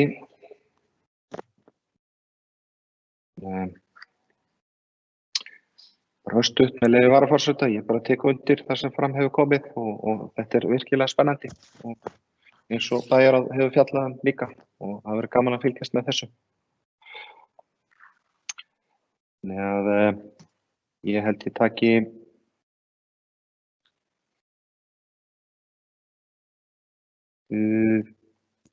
ég taki þetta svo bara til atkvæðagreiðslu. Það er bókunin, það var óskað eftir að bókunin yrði lesin aftur og mér sýnist ég hafa hana hér. Bæjarstjórn tekur undir bókun bæjarráðs í málinu og fagnar áformum um uppbyggingu baðlóns í Vestmannaeyjum. Þannig að mér sýnist þetta hafa svarað kallinu um að allir bæjarfulltrúar hafi heyrt þessa bókun. Þá vindum við okkur held ég bara í atkvæðagreiðsluna á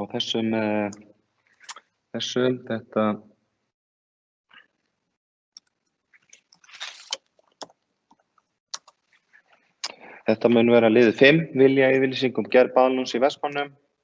Liggur fyrir til umræðu og staðfestingar þegar bæjarfulltrúar sem eru því samþykkir segi já, nei eða sitji hjá. Það er Íris Róbertsdóttir.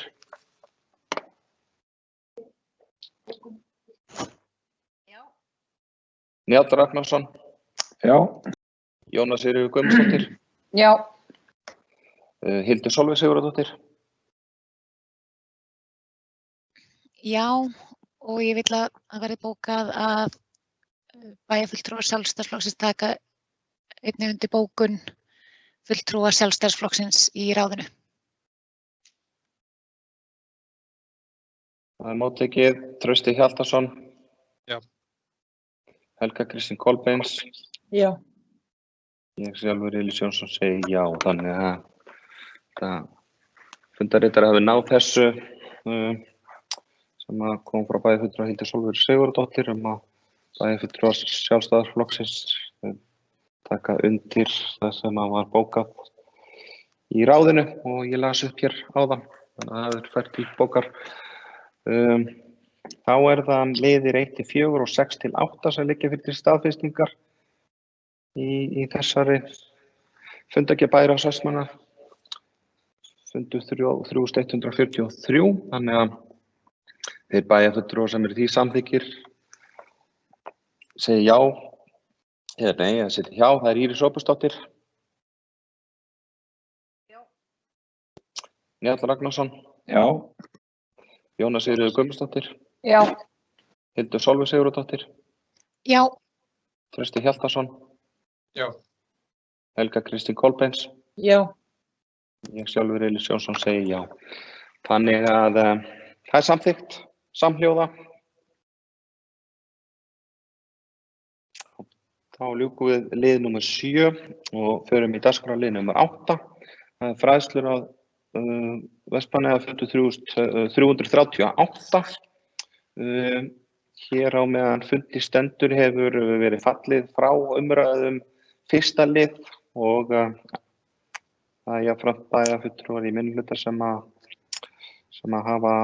ætla ekki að taka til máls heldur, þannig að ég ætla þá að fá að taka þetta saman. Það er þá bara liðir 1-4 sem liggja fyrir til staðfestingar, þar sem engin umræða fyrir fram lið 1. Þá ber ég það undir atkvæði bæjarfulltrúa að það liðir 1-4 í fundargerð fræðsluráðs fundur 338 sem teknir saman. Ég bæjarfulltrúum að segja já, nei eða sitja hjá. Það er Íris Róbertsdóttir.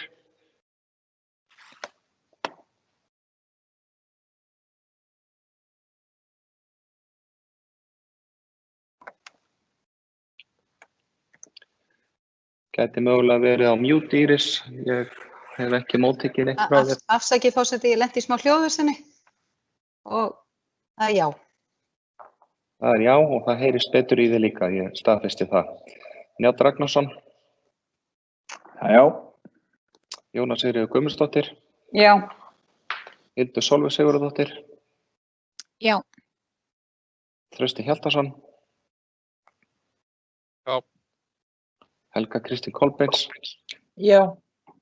ég sjálfur Elís Jónsson segi já. Þannig að þetta er samþykkt með 7 samhljóða atkvæðum. Þá förum við í 9. dagskrárlið. Það er umhverfis- og skipulagsráð Vestmannaeyja, fundur 337.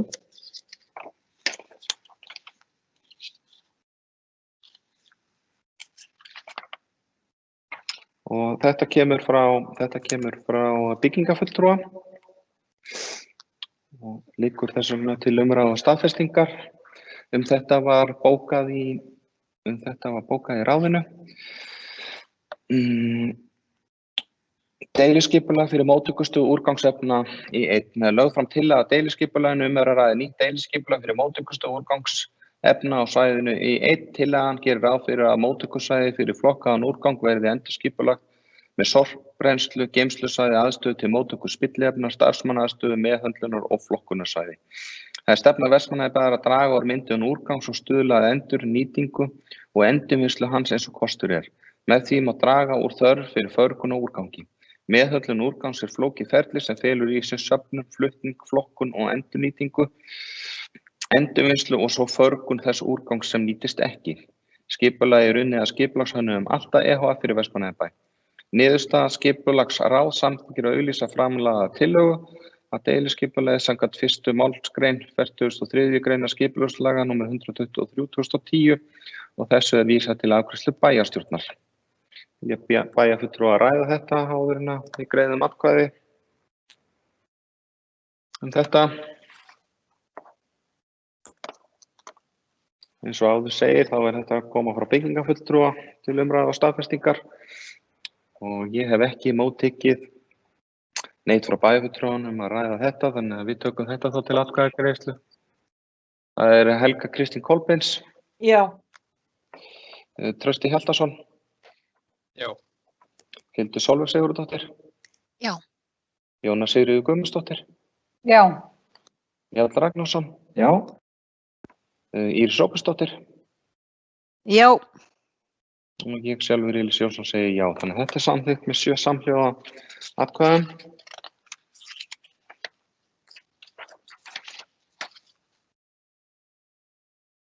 Þá er það liðir 2 til 9 sem liggja fyrir til staðfestingar í sömu fundagerð. Þeir bæjarfulltrúar sem samþykkir eða mótvarnir eða sitja hjá. Látum við vita, það er Helga Kristín Kolbeins. Já. Trausti Hjaltason. Já. Hildur Sólveig Sigurðardóttir. Já.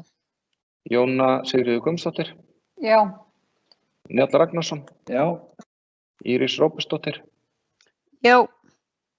Og ég sjálfur segi já. Þannig að það er samþykkt með 7 samhljóða atkvæðum. Þá förum við í 10. dagskrárlið. 10. dagskrárliður er Bæjarráð Vestmannaeyja, fundur 3144. Það er liðir 1 til 4 sem liggja fyrir til staðfestingar. Þeir bæjarfulltrúar sem eru í því samþykkir, látið mig vita þegar ég les upp nafn þeirra. Það er Íris Róbertsdóttir. Já. Njáll Ragnarsson. Já. Jóna Sigríður Guðmundsdóttir. Já. Hildur Sólveig Sigurðardóttir. Já. Trausti Hjaltason. Já. Helga Kristín Kolbeins. Já. Ég sjálfur segi já. Þannig að það er samþykkt samhljóða. Þá förum við í 11. dagskrárlið. 11. dagskrárlið er Bæjarráð Vestmannaeyja. Það er fundur 3145.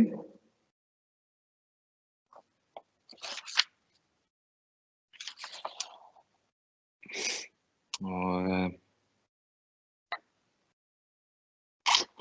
ég ætlaði mér nú að reyna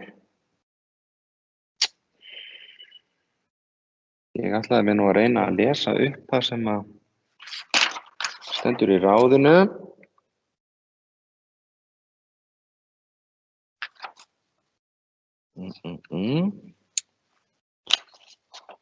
Sjá, ég held að þetta komi nú allt saman, hægt og rólega. Fundur 3145, já, þetta rétt svona. Bæjarfulltrúa afsökunar á þessu, þetta smá pappírsflóð hérna.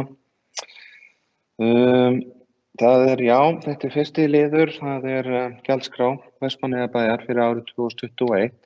Lögð var fyrir bæjarráð gjaldskrá vegna álagningar fasteignaskatt, holræsagjalds, sorpeyðingar og sorphreinsunargjöld fyrir árið 2021. Sömuleiðis voru lagðar fram reglur afslátt af fasteignagjöldum hjá tekjulágum, elli- og örorkulífeyrisþegum með lögheimili í Vestmannaeyjum. Gert ráð fyrir óbreyttu fyrirkomulagi milli ára. Niðurstaða: bæjarráð samþykkir óbreytt fyrirkomulag afsláttarkjara til handa elli- og örorkulífeyrisþegum við álagningu fasteignagjalda á árinu 2021. Viðmiðunartekjur einstaklinga verði 5,5 milljónir króna fyrir fullan afslátt og afsláttur lækki í þrepum eftir hækkun tekna upp í 6 milljónir.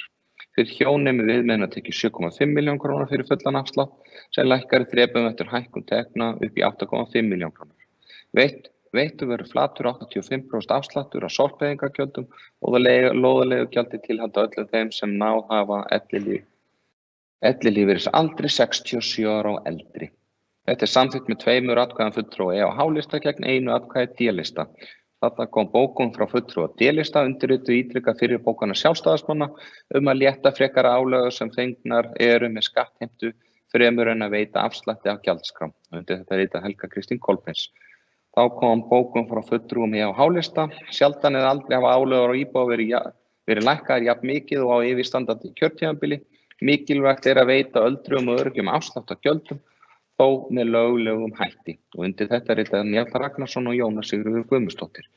Nú meira var ekki bókað í ráðinu, en orðið laust undir þessu og það Trausti Hjaltason. Gjörðu svo vel. Forseti, bæjarfulltrúar, gestir fá að lesa hér upp bókun fyrir hönd bæjarfulltrúa Sjálfstæðisflokksins. Hún hljóðar svo: bæjarfulltrúar Sjálfstæðisflokksins felldu niður fasteignaskatt á 70 ára og eldri á síðasta kjörtímabili.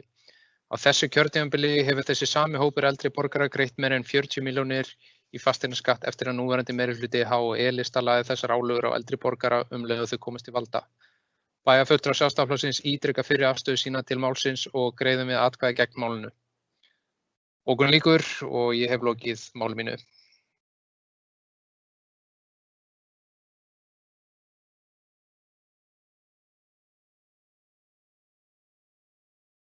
Já, takk fyrir þetta, Trausti Hjaltason. Vekja athygli bæjarfulltrúa á því að það var búið að falla frá umræðu lið númer 5. Þannig ætla að biðja að gefa mér merki með að þessi umræða fer fram, hvort að einhver vilji halda því inni. En að öðru leyti orðið laust undir lið númer 1 og það Íris Róbusdóttir. Gjörðu svo vel. Forseti, bæjarfulltrúar og gestir. Já, enn einu sinni erum við að deila það hvernig á að létta álögum á eldri borgurum varðandi fasteignagjöld. Það mjög sérstakt að sitja undir því ár eftir ár að fulltrúar minnihlutans telja að það sé í lagi að brjóta stjórnarskrána. 40. ákvæði stjórnarskrárinnar segir að Alþingi eitt geti lagt á og fellt niður eða tekið af skatta. Úr þessu fengum við skorið og nýtt kerfi var tekið í gildi 2019 og mér þykir mjög sérstakt og ámælisvert að bæjarfulltrúar Sjálfstæðisflokksins skuli leggja fram bókun þar sem þeir segja ekki frá því á sama tíma og þessi hópur greiðir 40 milljónir í fasteignaskatta, þá hafa þeir fengið afslátt af öðrum gjöldum inn í fasteignagjöldunum á móti. Þannig staðan þegar út komið að afsláttur til þessa hóps 70 ára og eldri á pari við það sem hann var þegar Sjálfstæðisflokkurinn var með ólöglega niðurfellingu. Því miður hún ólögleg. Það hefði verið óskup gott að geta gert þetta, en þetta ólöglegt. Og ég bara á ekki til orð ef að Sjálfstæðisflokkurinn ætlar að standa við þessa bókun, að það sé búið að rukka fólkið þessar 40 milljónir, en þau fengu afslátt af lóðalegu og sorphirðugjöldum á móti. Og þessar upplýsingar fékk oddviti Sjálfstæðismanna, þessar upplýsingar liggja undir málinu í bæjarráði. Þannig að mér finnst ótrúlegt ef fulltrúar Sjálfstæðisflokksins ætla að bóka þetta án þess að geta þess að á móti fékk þessi hópur afslátt upp á nánast sömu krónutölu að öðrum gjöldum en ekki sköttum sem okkur ekki leyfilegt að veita. Svo langar mig að koma að því að þeir sem eru 67 ára eru í mínum huga líka eldri borgarar og Sjálfstæðisflokkurinn veitti þeim engan auka afslátt. Í dag eru allir þeir sem eru frá 67 ára aldri geta notið þessar afsláttar sem í boði. Tölur og gögn frá fjármálastjóra og okkar þjónustuaðila sem þurfti að kalla eftir því það talsvert vinna að finna þetta út eftir aldri, styðja það sem ég að segja og ég hvumsa yfir því að bæjarfulltrúar Sjálfstæðisflokksins skulu bóka þetta. Það ábyrgð kjörinna fulltrúa að vera skýr þegar við fjöllum þessi mál, en vera ekki vísvitandi að reyna að villa umræðina eða koma af stað einhverju upplýsingaóreiðu. Og nú langar mig að vitna hérna í tölur sem oddviti Sjálfstæðismanna kallaði eftir og fékk og allir bæjarfulltrúar hafa aðgengi að undir málinu í bæjarráði og það í fundagáttinni. Hér eru samtals afsláttur til íbúa í Vestmannaeyjum 70 ára og eldri. Tökum fyrst árið 2018. Samtals afsláttur af fasteignagjöldunum í heild eru 45,5 milljónir. 2019 samtals afsláttur fyrir 70 ára og eldri 45,5 milljónir. 2020 samtals afsláttur fyrir 70 ára og eldri tæplega 46 milljónir.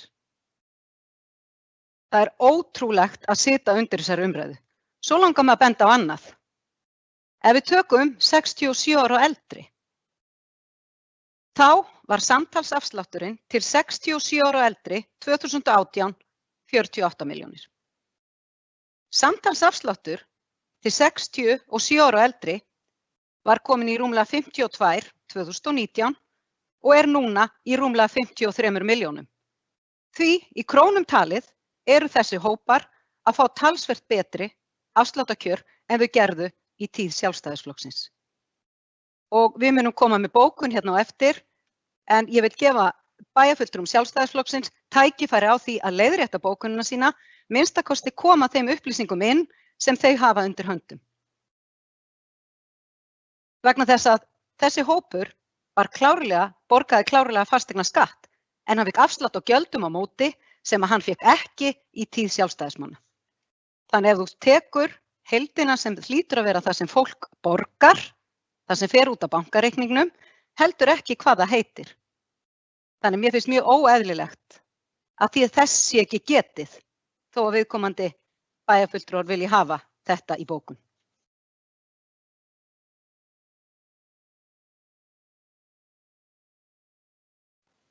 Já, takk fyrir þetta Íris Róbjörnsdóttir. Það Trausti Hjaltason, gjör svo vel.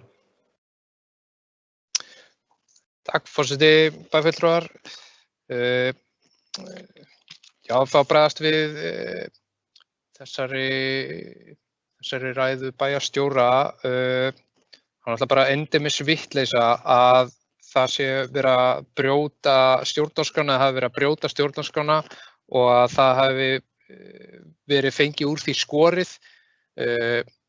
Það hefur bara hvergi komið fram, það hefur ekki fallið neitt dómur í þessu máli og hér á sínum tíma voru einfaldlega bara 2 stjórnsýslustig sem eru jafn rétt á að deila útfærslu á þessu og þetta var gert í fjölmörg ár og hins vegar var það þannig að eitt af fyrstu verkum þessa meirihluta og H-lista var að svara ráðuneytinu og gefast upp í þessu máli án umræðu í bæjarráði eða bæjarstjórnar og þar af leiðandi án umboðs og varð algjör kúvending í þessu máli án þess að nokkur umræða hafi átt sér stað meðal bæjarfulltrúa þetta mál, var bara bréfi frá ráðuneytinu svarað, já, ekkert mál, við hættum að veita að fella niður fasteignagjöld á eldri borgara og síðan finnst mér nú vera ansi frjálslega að tala hérna að það sé ekkert mál að færa til milli liða og það skiptir nú ekki máli hvort þetta heiti gjöld eða skattar. Ég er bara alls ekki sammála þessu. Það er skattar, fasteignaskattar, að borga fasteignaskatt eru orðin 70 ára af eign sem búin að búa í alla þína ævi og þurfa að greiða skatta til sveitarfélagsins er að mínu viti ósanngjarnt og ósanngjarnt skattur en að greiða gjöld fyrir þjónustu sem þú ert að fá, líkt og sorpurugjöld, er í mínum huga sanngjarnt. Og að ætla síðan að velta þeim kostnaði yfir á aðra vegna þess að aðrir eru að fá afslátt af þjónustunni. Mér finnst þetta bara að vera vitlaust útfært og að ætla að leiðrétta eitthvað ranglæti með að gera einhver aðra vitleysu er bara vond stjórnsýsla og ekki góð pólitík. Þannig að ég bara frábið mér allri umræðu brot á stjórnarskrá og að þessi búið að fá úr þessu skorið. Það er bara ekki rétt. Það hefur ekki verið fengið úr þessu skorið. Þetta mál hefur ekki farið fyrir dómstóla. Þannig að ég vildi bara koma þess að og leiðrétta þetta. Takk. Já, takk fyrir þetta, Trausti Hjaltason. Það er Hildur Sólveig Sigurðardóttir, gjörðu svo vel. Forseti, bæjarfulltrúar og gestir. Já, þetta er mjög áhugaverð umræða og líkt og í til dæmis safnastjóramálinu sem við ræddum hér áðan þá ætti ekki afstaða fulltrúa Sjálfstæðisflokks að koma neinum hér í opna skjöldu. Við erum núna þá 3. árið í röð að fara að greiða atkvæði gegn því fyrirkomulagi og vilja H&E-listans að Vestmannaeyjabær sé að leggja fasteignaskatta á 70 ára og eldri.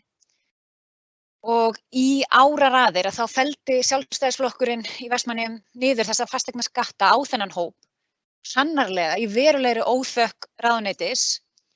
En það var markmið þáverandi meirihluta að auðvelda þessum íbúum meðal annars að búa lengur í eigin húsnæði og einmitt draga úr ósanngjarnri skattlagningu. Og líkt og kom fram í máli bæjarfulltrúa Trausta Hjaltasonar að þá lét meirihluti H&E-lista í byrjun kjörtímabils undan þrýstingi embættismanna sveitarstjórnarráðuneytisins og líkt og kom fram í máli bæjarfulltrúa Trausta Hjaltasonar án nokkur samráðs við minnihluta eða bæjarfulltrúa minnihlutans og tóku þessa ákvörðun algjörlega að þeim forspurðum og tók að nýju upp þessa fasteignaskatta. Og líkt og hefur komið fram í bókun bæjarfulltrúa Trausta Hjaltasonar að þá hefur þessi hópur vissulega, þó svo hann hafi fengið afslátt af öðrum gjöldum, borgaði við 40 milljónir til Vestmannaeyjabæjar í formi fasteignaskatts. Og við höfum áður bent á það, fulltrúar Sjálfstæðisflokksins, að það að veita afslátt af sorpeyðingargjaldi og öðrum gjaldskrám í staðinn getur bitnað á öðrum íbúum til framtíðar þar sem að lögum samkvæmt skal sorpeyðingargjald nægja fyrir förgun úrgangs. Og að því að bæjarstjóri sagði það sjálf hér, Íris Róbertsdóttir, að vera skýr og vera ekki með villandi umræðu, að þá höfum við áður komið fram og komið inn á það á þessum fundi að vera einmitt skýr og gagnsæ varðandi upplýsingagjöf til bæjarbúa.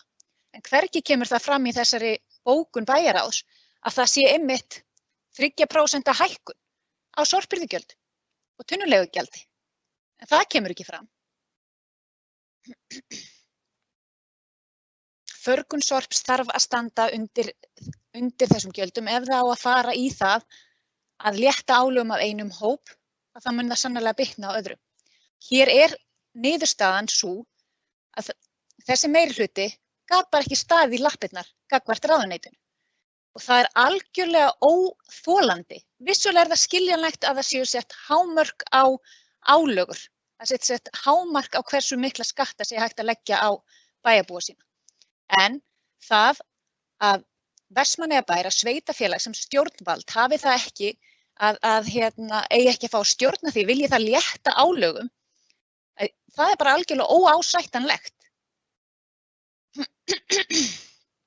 Og líkt og arfleið Ólafs Þórs og kjörorð Sjálfstæðisflokksins, gjörrétt, þol ei órétt.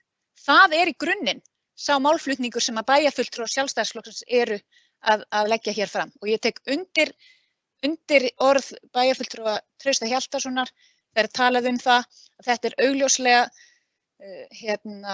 augljóslega það að hér verið að reyna að fiffa eitthvað mál eftir á að því að reyna að réttláta að reyna að lækka og auka afslátt til þess að koma þessu út á jöfnu. Og ég ætla bara að óska eftir því að bæjarstjóri sé að segja það hér satt og rétt að það sé enginn. Getur hún staðið í pontu og sagt að enginn eldri borgari 70 ára og eldri sé í dag að greiða hærri gjöld en hann var að greiða árið 2018 þegar hann greiddi enga fasteignaskatt. Það fyndist mér forvitnilegt að vita. En já, þetta er áhugaverð umræða og ég hef lokið máli mínu í bili. Takk fyrir.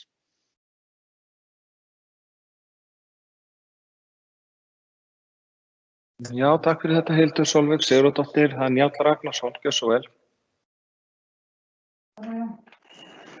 Já, forseti, mér finnst þessi umræða nú svo sem það ekki svo sem nýtt í þessari umræðu. Við höfum tekist á þetta núna hér í þriðja skiptið á þessu kjörtímabili og það ekkert nýtt sem kemur fram í þessu. Mér finnst þetta aumkunarverð umræða, ef ég á að segja alveg eins og og vera algjörlega hreinskilinn. Mér finnst ömurlegt að bæjarstjórn sé og bara á þeirri forsendu þetta ömurleg umræða að bæjarstjórn að rífast það, meirihluti og minnihluti, hvort að við eigum að fara að lögum eða ekki. Bara það, burtséð frá öllu öðru. Allt annað skiptir engu máli nema bara þetta eina mál að það að við séum á þriðja bæjarstjórnarfundinum á þessu kjörtímabili að deila það og berjast einhvern veginn við hvort annað, hvort að sveitarfélagið eigi að fylgja lögum eða ekki, það aumkunarvert og bæjarstjórn Vestmannaeyja í rauninni ekki til framdráttar. Það búið að taka hérna dæmi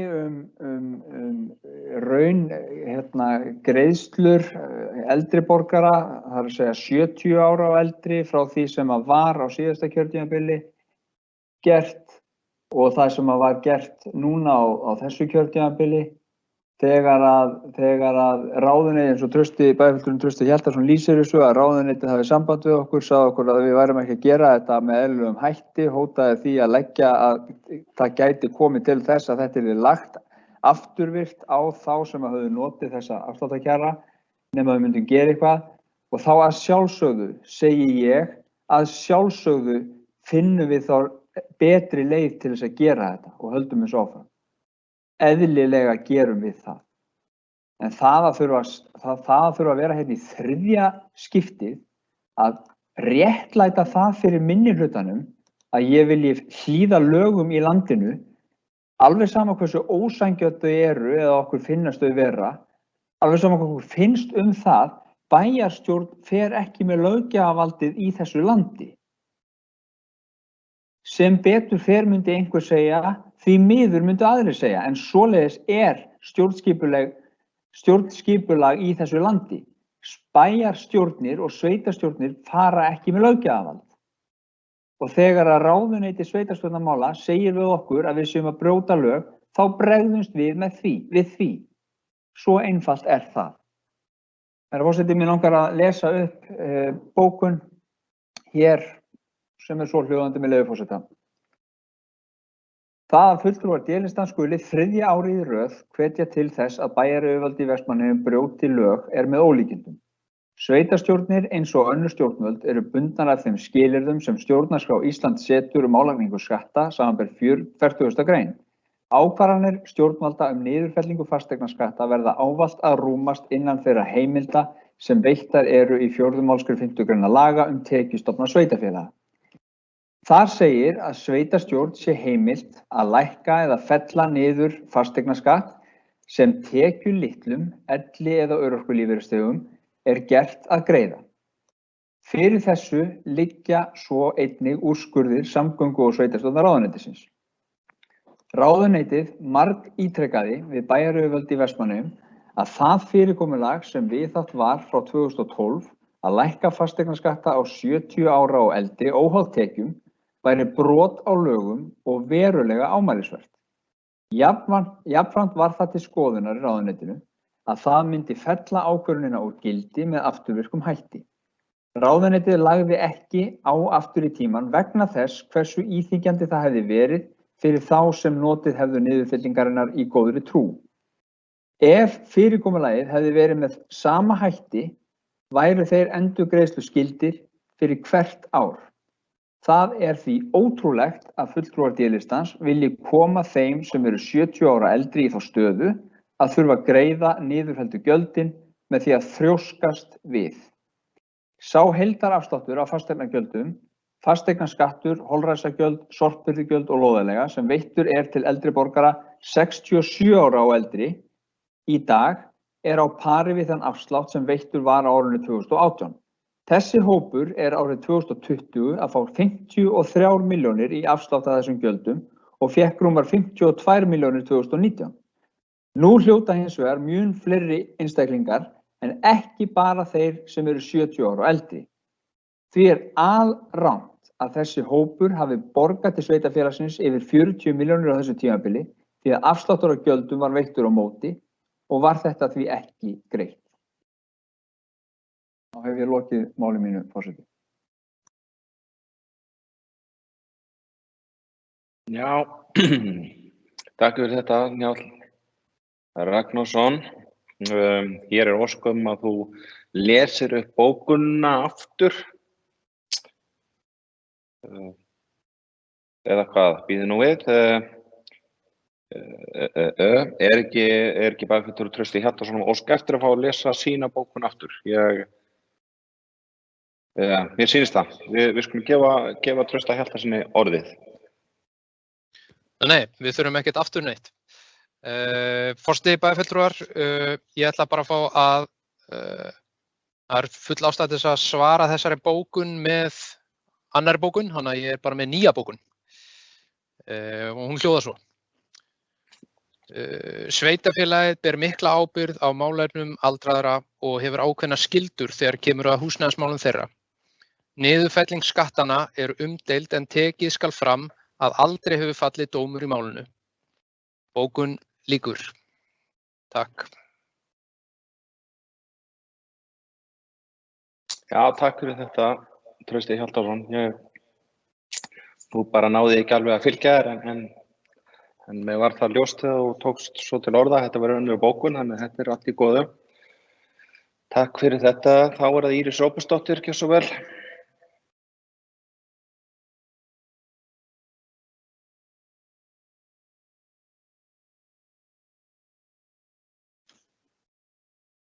Forseti, bæjarfulltrúar.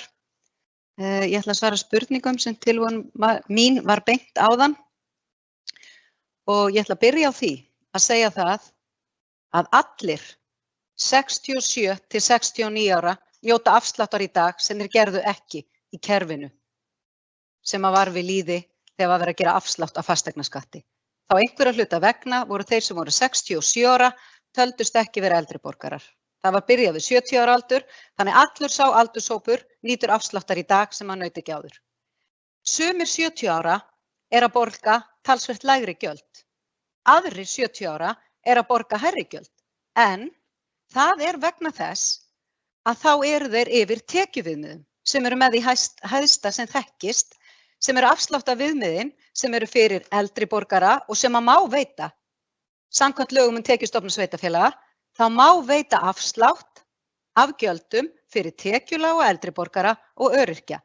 Gegn þessu greiddi fulltrúi Sjálfstæðisflokks í bæjarráði atkvæði, því að veita líka þessum hóp afslátt. Þannig mér finnst það mjög sérstakt vegna þess að það þarf sérstaka ákvörðun sveitarfélagsins til þess að veita tekjulágum afslátt.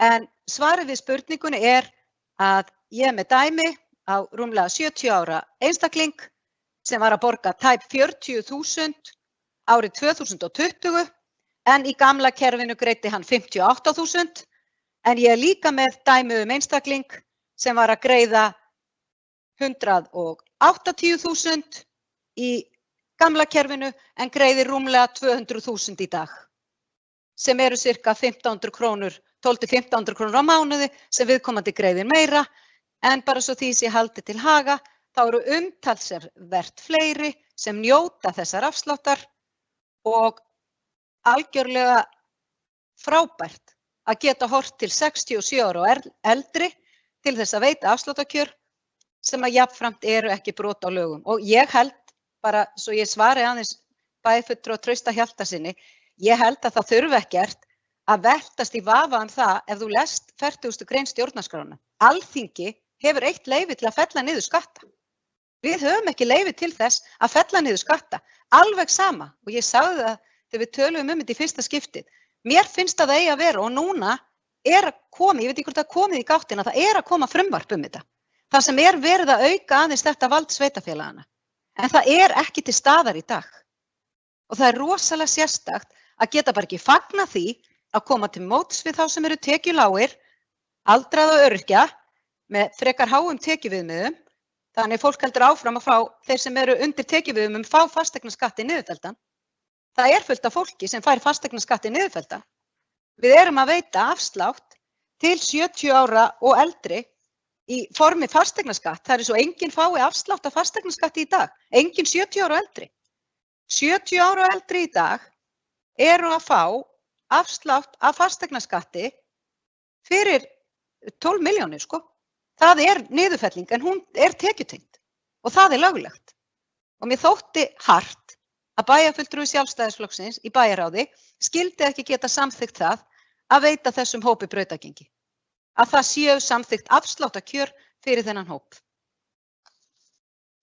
sem eru lögleg.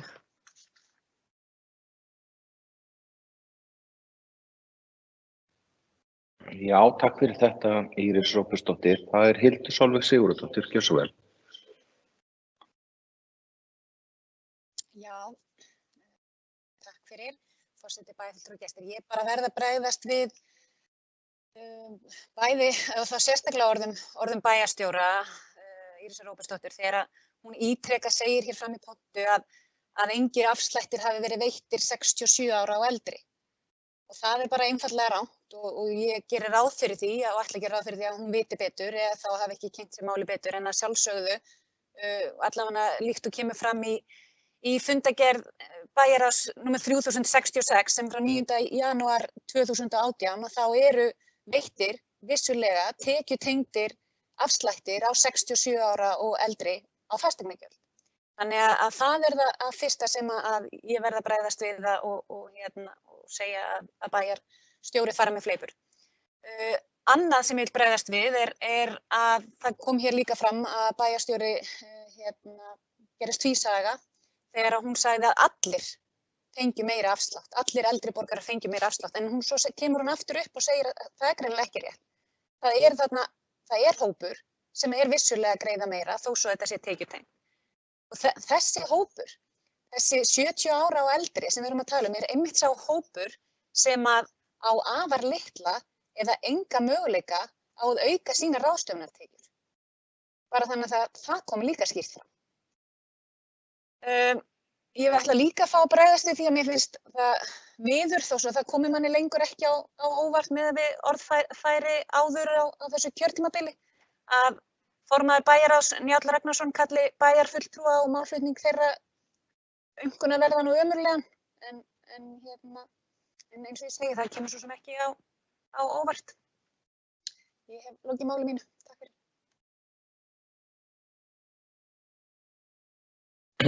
Já, takk fyrir þetta, Hildur Sólveig Sigurðardóttir. Já,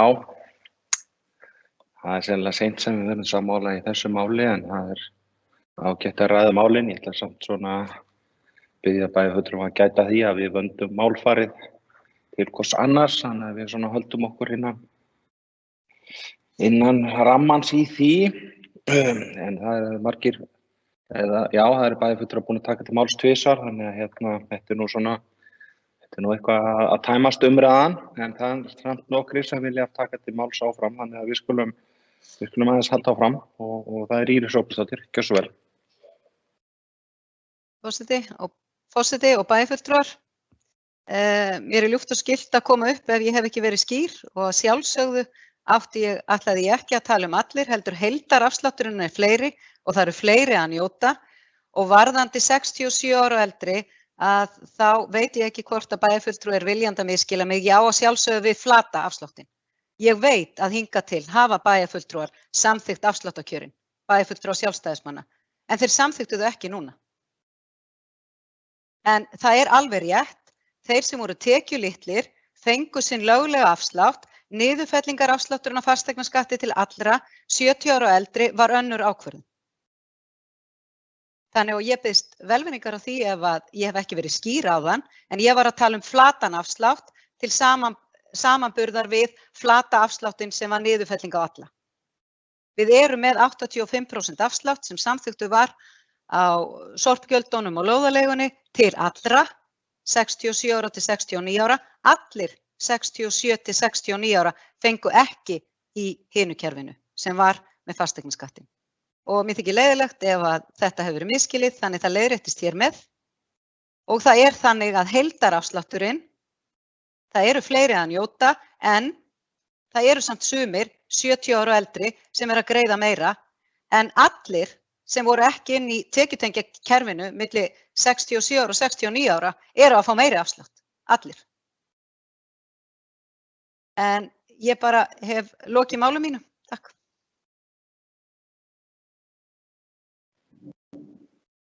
Já, takk fyrir þetta, Íris Róbertsdóttir, það er Njáll Ragnarsson, eins og vel.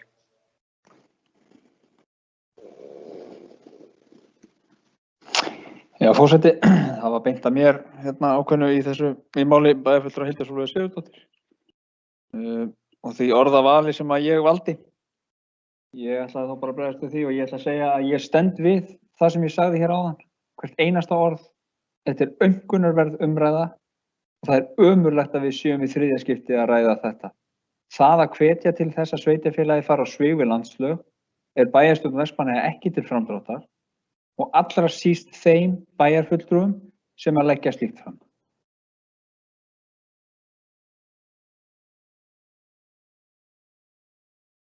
Já, takk fyrir þetta, Njáll Ragnarsson.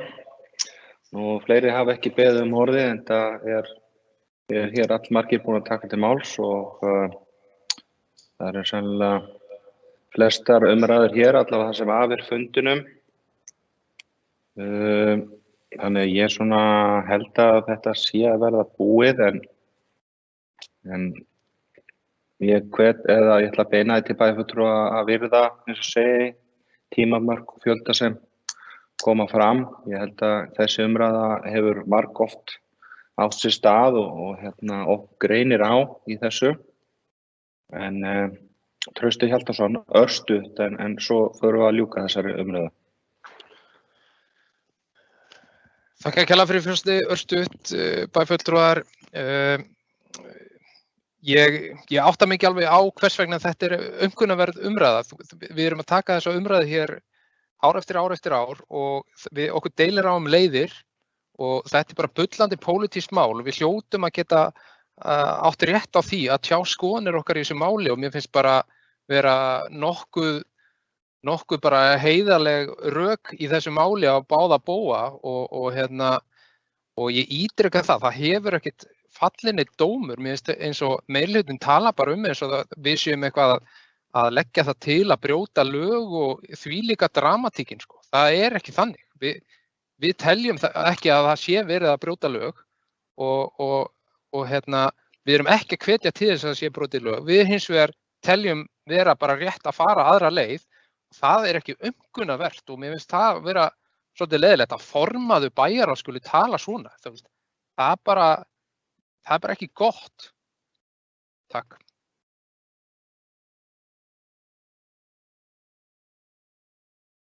Takk fyrir þetta, Trausti Hjaltason. Ég held að þetta hljóti að verða lokaorðin í þessari umræðu. Þannig að ég held við göngum til atkvæða þennan lið þá, eftir þessa góðu umræðu. Þannig að það liður 1 sem við greiðum atkvæði þá. Það fundum að segja það já og nei eða sitja hjá. Þetta gjaldskrá Vestmannaeyjabæjar fyrir árið 2021 sem hefur legið fyrir til umræðu og staðfestingar þá núna. Þannig að þeir bæjarfulltrúar sem eru því samþykkir, það Íris Róbertsdóttir. Já. Njáll Ragnarsson. Já. Jóna Sigríður Guðmundsdóttir. Já. Hildur Sólveig Sigurðardóttir. Nei, og ég ætla að fá að gera grein fyrir atkvæða mínum með bókun. Á ég að gera núna eða eftir þetta forseti? Á eftir. Takk fyrir. Trausti Hjaltason. Nei. Helga Kristín Kolbeins. Nei. Ég sjálfur segi já. Þannig að þessi liður samþykktur með 4 atkvæðum gegn 3 og það Hildur Sólveig Sigurðardóttir sem óskar eftir að fá að leggja fram bókun. Takk fyrir forseti, bæjarfulltrúar og gestir. Ég ætla að fá að gera grein fyrir atkvæði mínu með eftirfarandi bókun. Meirihluti Sjálfstæðisflokksins veitti í sinni stjórnartíð 67 ára og eldri tekjutengda afslætti af fasteignagjöldum en 70 ára og eldri fengu fasteignaskatta niðurfellda. Sjálfstæðismenn höfðu kjark og þor til að standa sterkum fótum gegn þrýstingi ráðuneytis að leggja ósanngjarna skattheimtu á þennan viðkvæma hóp sem hefur litla eða enga möguleika á að auka ráðstöfunartekjur sínar, en líkt og kom fram í máli bæjarstjóra ákveðinn hópur eldri borgara sem greiðir vegna þessa hærri gjöld í dag. Bókun lýkur. Takk.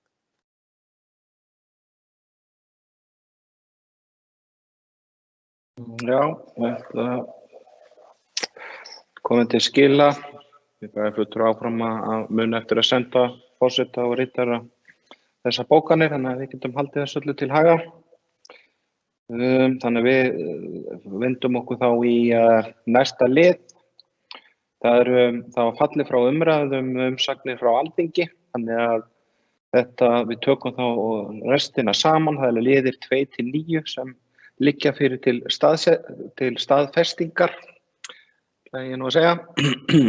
Þannig að þeir bæjarfulltrúar sem samþykkja það eða ekki, setja hjá, þeir láta mig vita þegar ég hef kallað nafn þeirra. Það Íris Róbertsdóttir.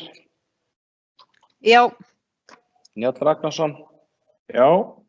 Jóna Sigríður Guðmundsdóttir. Já. Hildur Sólveig Sigurðardóttir. Já. Trausti Hjaltason. Já. Helga Kristín Kolbeins. Já. Ég sjálfur Elís Jónsson segi já. Þannig að þetta samþykkt með 7 samhljóða atkvæðum og þá klárum við þennan dagskrárlið númer 11. Þá erum við komin í 12. dagskrárlið, þannig að það styttist í dagskráni. Mögulega er ekki mikið eftir, þannig að hlé sem fyrirhugað var eftir 9, það er væntanlega ekki þörf á því. Mér sýnist bæjarfulltrúar sammála það að við klárum þetta bara og þá verð ég við því nema einhver bæjarfulltrúi sé því mótfallinn. Það er verið komin í 12. dagskrárlið sem fjölskyldu- og tómstundaráð, það fundu 256.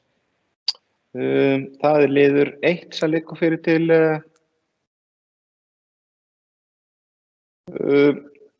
til staðfestingar. Þeir bæjarfulltrúar sem eru því samþykkir gefa með atkvæðamerki. Það Helga Kristín Kolbeins. Já. Trausti Hjaltason. Já. Hildur Sólveig Sigurðardóttir. Já. Jóna Sigríður Guðmundsdóttir. Já. Njáll Ragnarsson. Já. Íris Róbertsdóttir. Já. Ég sjálfur segi já, þannig að þessi liður númer 12 samþykktur samhljóða með 7 atkvæðum. Nú, það 13. dagskrárliður, það fræðsluráð, það fundu 339. Það var óskað eftir umræðum lið númer 2 sem er þróunarsjóður leik- og grunnskóla sem liggur fyrir til umræðu og staðfestingar. Með leyfi varaforseta þá ætla ég aðeins að svona stikla á því, en ég lofa að vera snöggur þannig að við getum klárað þetta. Ekki að tefja fundin eitt meira en þarf, en ég vildi ræða þetta aðeins. Það var á þessum fundi sem var verið að ræða þróunarsjóðinn og það er í annað skipti, þannig að áherslur sjóðsins fyrir skólaárið sem að þannig að hér kom einhver tæknilega vandræði. Ég allavega sé bæjarfulltrúa í mynd, þannig að við látum þá tæknimannin skera úr því ef að það er ekki. Hann er vanur öllu. En það sem ég náttúrulega glemdi er það og segi svo sem hér bara að það voru áherslur sjóðsins fyrir skólaárið 2021-2022 að það eru framsæknir kennsluhættir sem meðal annars auka fjölbreytni í kennslu sem byggir á nýtingu á tækni, teymiskennslu og þemanámi og svo hreyfingu og hreystni, áhugahvöt og veljan, læsi og stærðfræði. Þetta eru margir þættir sem að við könnumst við og höfum verið að glíma við og eigum eftir að heyra eflaust marggott í framtíðinni, en vonandi tökum við þetta skref fram á við. Það er margt spennandi að gerast í fræðslumálunum, en það sem ég vildi nýta tækifæri í framhaldi er einmitt að fyrir ári síðan þá var í fyrsta skipti rætt þennan þróunarsjóð og hann stofnaður og voru áherslur meðal annars samþykktar þá. Og það var kynning á umsóknum 11. mars í fyrra og það komu 6 verkefni sem voru samþykkt á fundi fræðsluráðs 31. mars. Og eitt þessara verkefna var verkefni sem heitir Út fyrir bókina. Og þetta er verkefni frá Unni Líf Ingadóttur Ímsland og Snjólaugu Elínu Árnadóttur sem eru bæði kennarar í grunnskóla Vestmannaeyja. Fræðsluráð og það kom í hendur mínar að afhenda þeim verðlaun 17. júní hérna akkurat í Einarsstofu þar sem ég er núna. Og það var meðal annars og hefur væntanlega skilað sér vel þessi styrkur og hvatning sem að þessir kennarar fengu á þessu tíma vegna þess að núna í janúar að þá kom ansi skemmtileg tilkynning að meðal annars inn á vefsíðu Vestmannaeyjabæjar og ég svo sem kannaði ekki alla fréttamiðla en ég hvet þá til þess að taka upp svona jákvæðar fréttir og ég ætla að lesa aðeins þetta áður en ég lýk þessu. En það stendur meðal annars að Samtök sunnlenskra sveitarfélaga veita árlega verðlaun fyrir framúrskarandi framlag á sviði menntunar á Suðurlandi sem leiðir hvatning til frekari dáða. Menntaverðlaun Suðurlands voru afhent í 13. sinn þann 14. janúar síðastliðinn að hátíðarfundi Vísinda- og rannsóknarsjóðs Suðurlands sem var haldinn að hluta til í Fjölheimum á Selfossi og að hluta til í fjarfundi. Og Guðni T.H. Jóhannesson, forseti Íslands, afhenti verðlaunin rafrænt. Og það voru 6 tilnefningar til menntaverðlauna Suðurlands sem bárust fyrir árið 2020 og á þessu sinni þá hlutu Snjólaug Elín Árnadóttir og Unni Líf Ingadóttir Ímsland, kennara við grunnskóla Vestmannaeyja, verðlaun fyrir verkefni Út fyrir bókina. Og mér finnst virkilega skemmtilegt þetta frumkvæði og þessi metnaður sem að þær hafa lagt í þetta. Og ég ætla að vona að þetta sé bara hvatning fyrir alla, ekki bara kennari í Vestmannaeyjum, heldur bara kennara á landsvísu, að það er hægt að bíða tækifæri að gera betur og þarna hafa þær sýnt og meðal annars hafa þær opnað vefsíðu núna sem heitir einfaldlega útfyrirbókina.is og ef að bæjarfulltrúar hafa ekki kynnt sér þessa vefsíðu þá hvet ég á bara núna eftir fundin að smella sér inn á þessa síðu og skoða. Þetta er margt skemmtilegt og ég ætla bara að fá að óska þeim stöllum innilega til hamingju með þetta. En ég hef lokið máli mínu í þessu en ef aðrir bæjarfulltrúar vilja fá orðið þá er það opið. En annars göngum við til atkvæða þetta. Helga Kristín Kolbeins, gjörðu svo vel.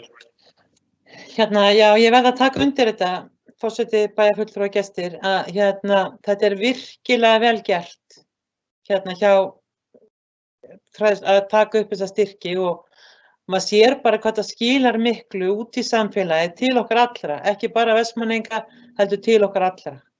Og ég vil óska stöllum til hamingju með velunni verkefni og bara okkur öllum hafa tekið upp þessa styrki. Ég vil lokið máli mín.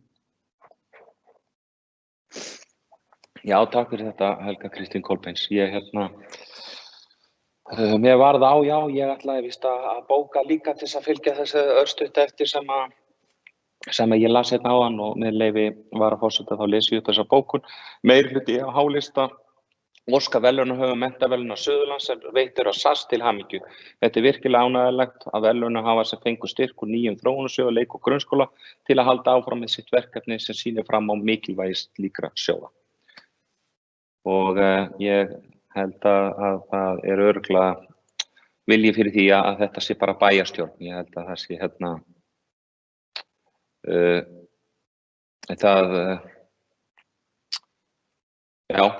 mér sýnist allir bæjarfulltrúar að taka undir þetta þannig að þessu verður þá breytt þegar þetta fer rafrænt á rittaraðum að það er bæjarstjórn óska verðlaunahöfum. Þannig að við ljúkum þessu, við skulum ekki gleyma okkur. Við eigum eftir að klára þetta allt saman, þannig að við erum í 13. dagskrárlið, þannig að það liður 2 sem við vorum að ræða, það er ekki fleiri sem ætla að taka til máls, þannig að við greiðum atkvæði þennan lið, þannig að þeir bæjarfulltrúar látið mér svo vita því að lesa upp nafnið þeirra,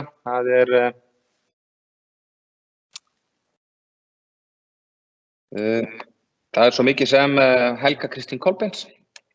Já. Trausti Hjaltason. Já. Hildur Sólveig Sigurðardóttir. Já. Og Jóna Sigríður Guðmundsdóttir. Já. Njáll Ragnarsson. Já. Íris Róbertsdóttir. Já. Og ég sjálfur segi já, þannig að þetta er samþykkt með 7 samhljóða atkvæðum.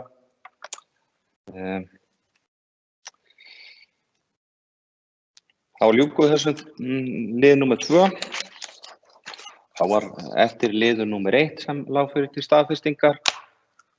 Við erum snögg að fara í gegnum það. Við erum alveg vön þessu öllu. Íris Róbertsdóttir. Já. Njáll Ragnarsson. Já. Jóna Sigríður Guðmundsdóttir. Já. Hildur Sólveig Sigurðardóttir. Já. Trausti Hjaltason. Já. Helga Kristín Kolbeins. Já. Og ég sjálfur segi já, þannig að það er samþykkt með 7 samhljóða atkvæðum. Nú það er 14. dagskrárliður í fjölskyldu og tómstundir á fundi 257. Það er liðir 1 til 5 sem liggja fyrir til staðfestingar. Þeir bæjarfulltrúar sem eru því samþykkir, á móti látum við vita Íris Róbertsdóttir. Já. Njáll Ragnarsson. Já. Jóna Sigríður Guðmundsdóttir. Já. Hildur Sólveig Sigurðardóttir. Já. Trausti Hjaltason. Já. Helga Kristín Kolbeins. Já. Ég sjálfur, Íris Jónsson, segi já. Þannig að það er samþykkt með 7-0 samhljóða atkvæðum. Þá er komið að 15. dagskrárlið. Það hefur óskað eftir umræðum 1 lið þar. Það er liður númer 3. Það er Blátindur, Vaffi 21 liggur fyrir til umræða og staðfestingar. Allir sé ekki best að ég reyni að ég held ég hafi svona staðið mig nokkuð vel í þessu öllu saman að lesa upp það sem hefur verið bókað í ráðunum og það geti verið að allir bæjarfulltrúar sé ekki alveg sammála mér en ég reyni að vera snöggur og vonast til að þetta skýri þetta mál líka fyrir vikið. Þetta var bókað í Frankfurt á Hafnarfirði Vestmannaeyja 259.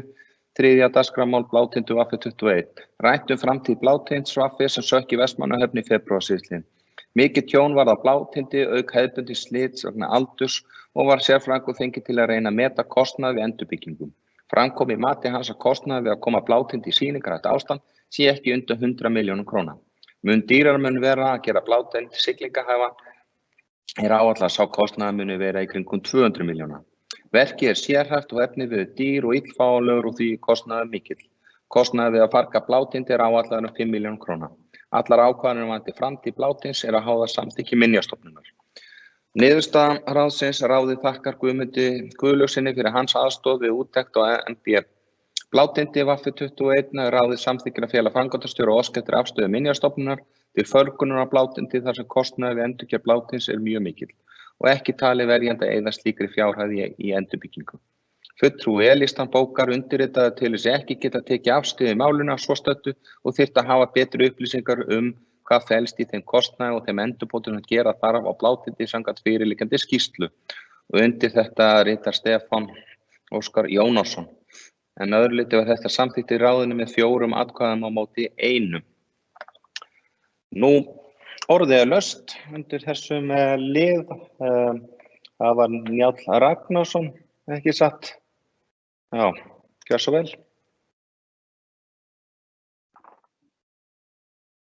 Já, forseti.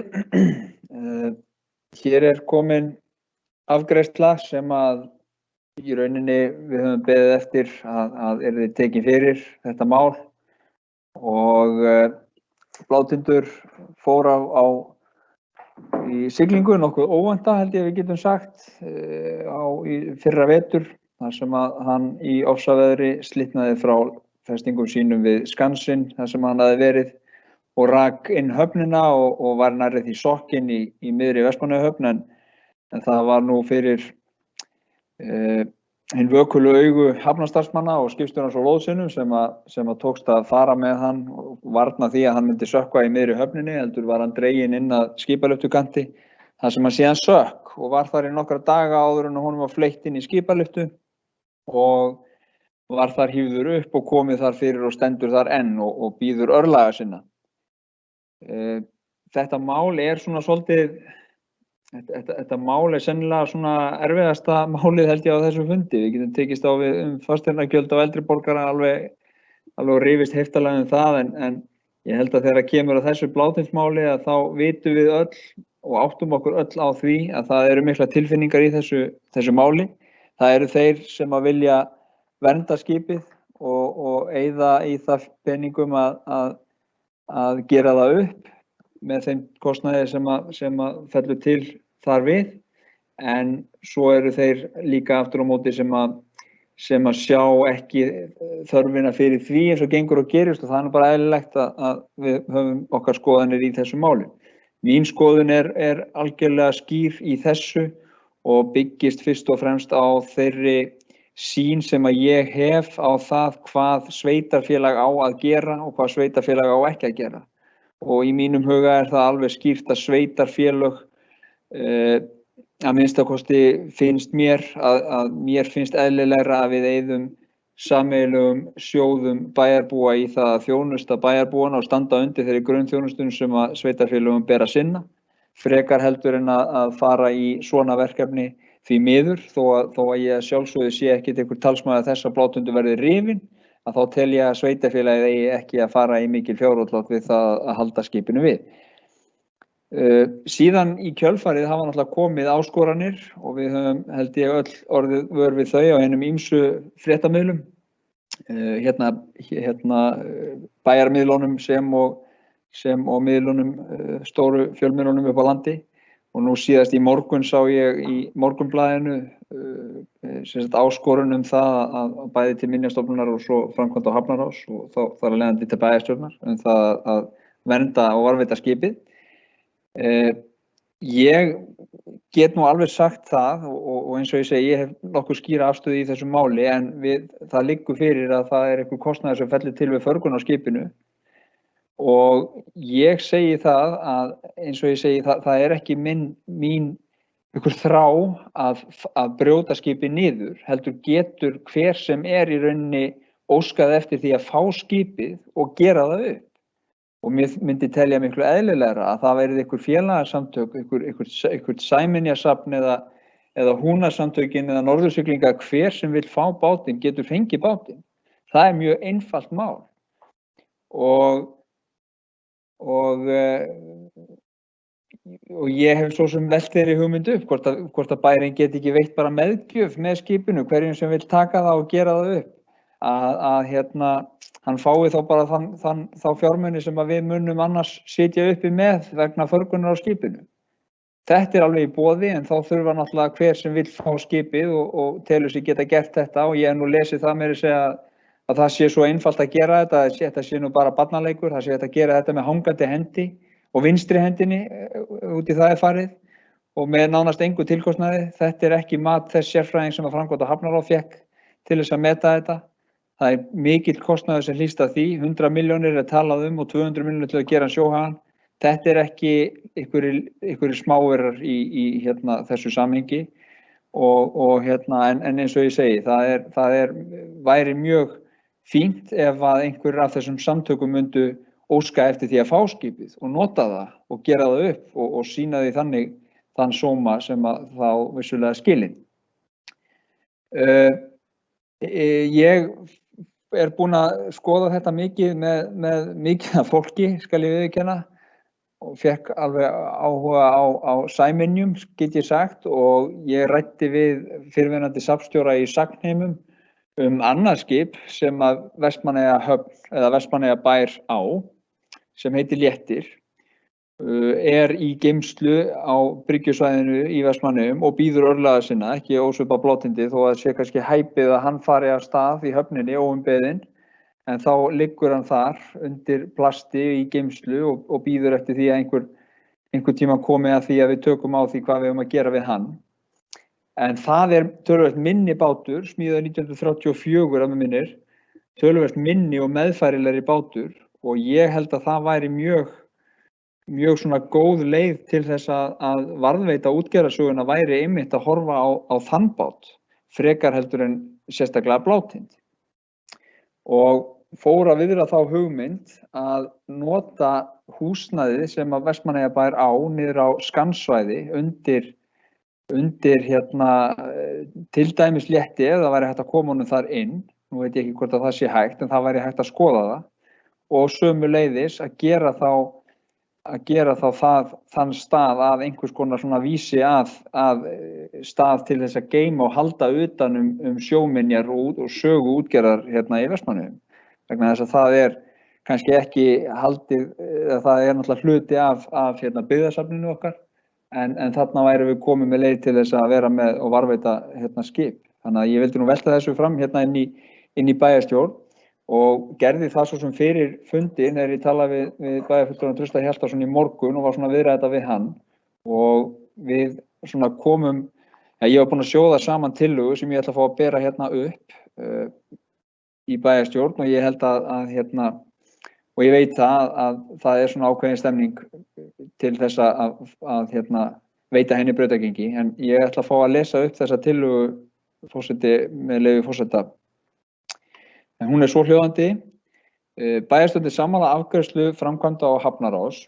Bæjarstjórn felur Helgu Hallbergsdóttur, fyrrverandi safnstjóra í Sagnheimum, Kára Bjarnasyni, forstöðumanni Bókasafns Vestmannaeyja og Ólafi Snorrasyni, framkvæmdastjóra umhverfis og framkvæmdasviðs, að leggja mat á muni bæjarins varða útgerðarsögu Vestmannaeyja og setja fram hugmyndir framtíðar varðveislu þeirra.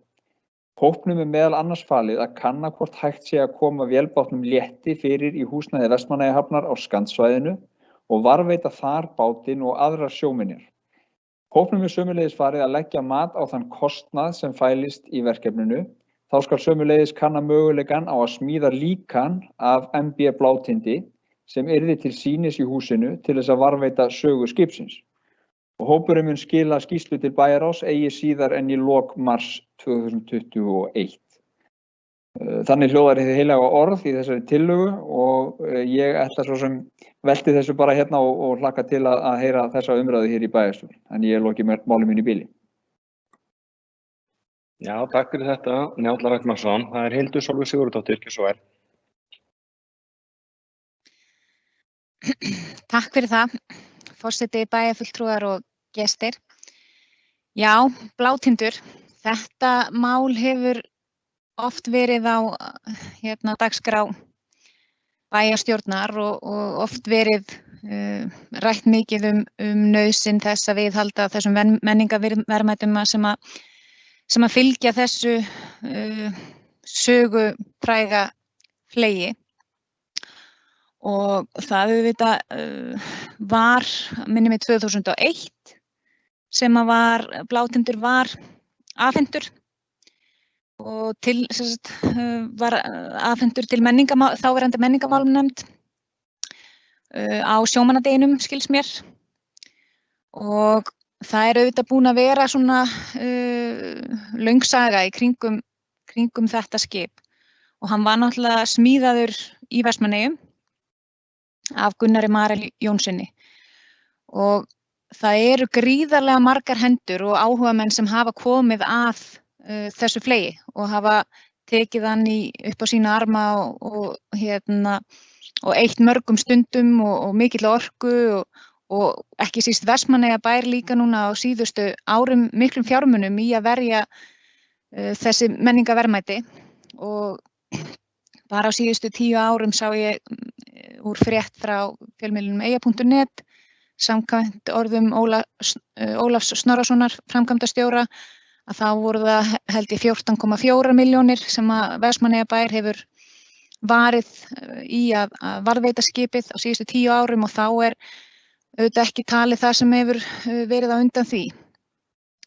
Þannig að það auðvitað eitt punktur að það búið að leggja nú þegar mikla fjármuni í þetta skip en samt sem áður auðvitað verður þetta aftaka veður og þær hugmyndir sem að lágu fyrir blátindi að það sem að það myndi liggja þarna í flæðamálinu í Skansfjörunni og yrði hugsanlega á endanum möguleiki að fara borð að þær allavega sá maður ekki fyrir sér þarna á þessum tíma þegar hann marraði í kafi eða bara rétt var með mastrið upp úr að myndu verða að veruleika.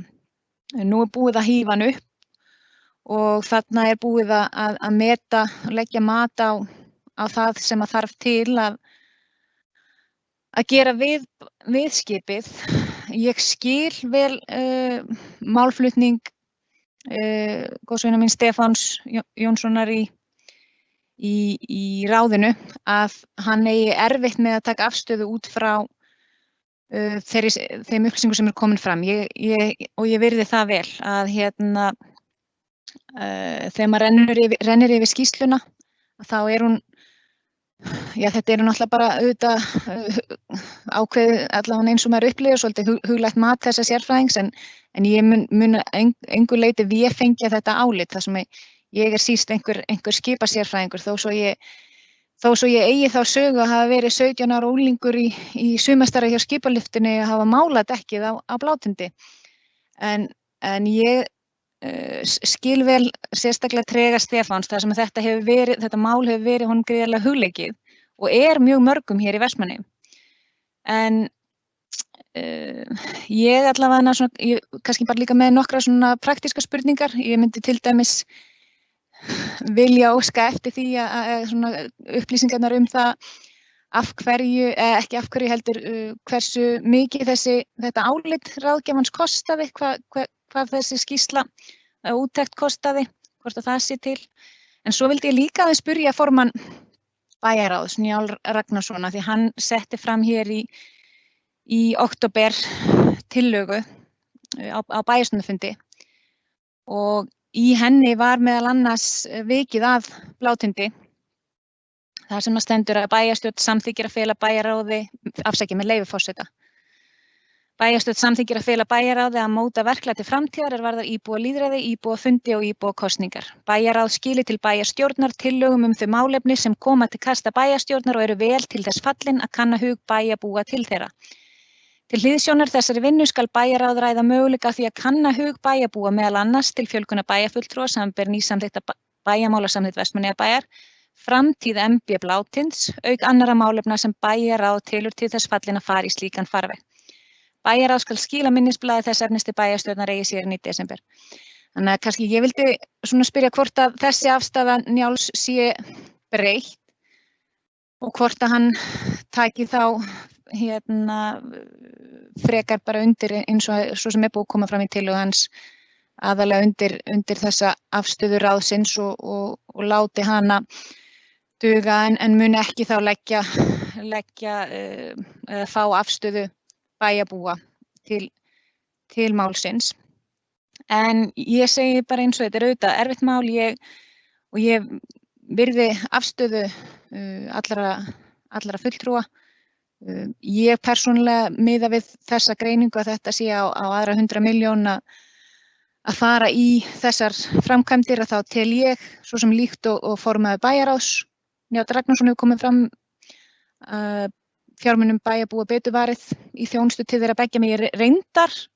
Ég verð að viðurkenna það kom mér svolítið á óvart málflutningur hans varðandi það að honum þætti það ekki hlutverk sveitarfélagsins að sinna þessu að því hann sjálfur hefur verið mikill og talsmaður þess að menningarverðmæta og fór í það til dæmis að opna húsnæði við Heiðaveg fyrir steinasafn en auðvitað bara menningarverðmæti misjöfn eftir því hver á í hlut og hvað það fólki finnst auðvitað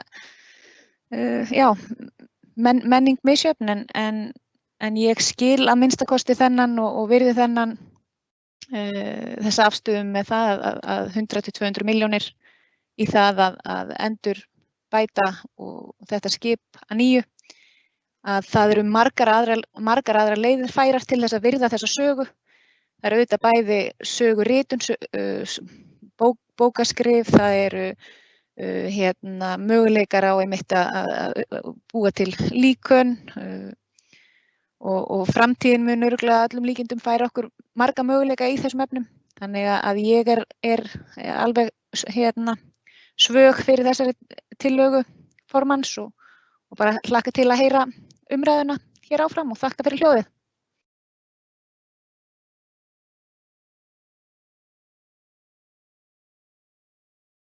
Já, takk fyrir þetta Hildur Sólveig Sigurðardóttir. Það Trausti Hjaltason, gjörðu svo vel. Forseti bæjarfulltrúar. Já, ég er búinn að ræða kannski óþægilega oft blátind í bæjarstjórningarnum tíðina. Ég vil bara taka undir afstöðu ráðsins í þessu máli og þetta sé nú búið að liggja í augum uppi í hvað stemdi eftir þetta mikla óveður sem gekk hér yfir og hins vegar varðandi afgreiðsluna eða tillöguna sem að Njáll lagði fram þá vil ég bara segja að við skulum beina því bara til bæjarfulltrúa að ef það verður samþykkt að þessi hópur verður skipaður og fari yfir málið að við þurfum að passa vel kostnaðarhliðina og allar hvaða tillögur sem að koma fram eða koma út úr þessum hópi að við skoðum þær þá og tökum afstöðu sérstaklega til þeirra en hins vegar bara gott og blessað að hópurinn sé skipaður og fari yfir þessi mál og það er alltaf ágætt að fara yfir málin og þannig að ég mun bara taka undir þessa tillögu og vona bara að Minjastofnun taki vel í þetta allt saman og fari ekki að setja stein í götu en þá bara tökum við upp málið aftur ef að svo verður. Takk.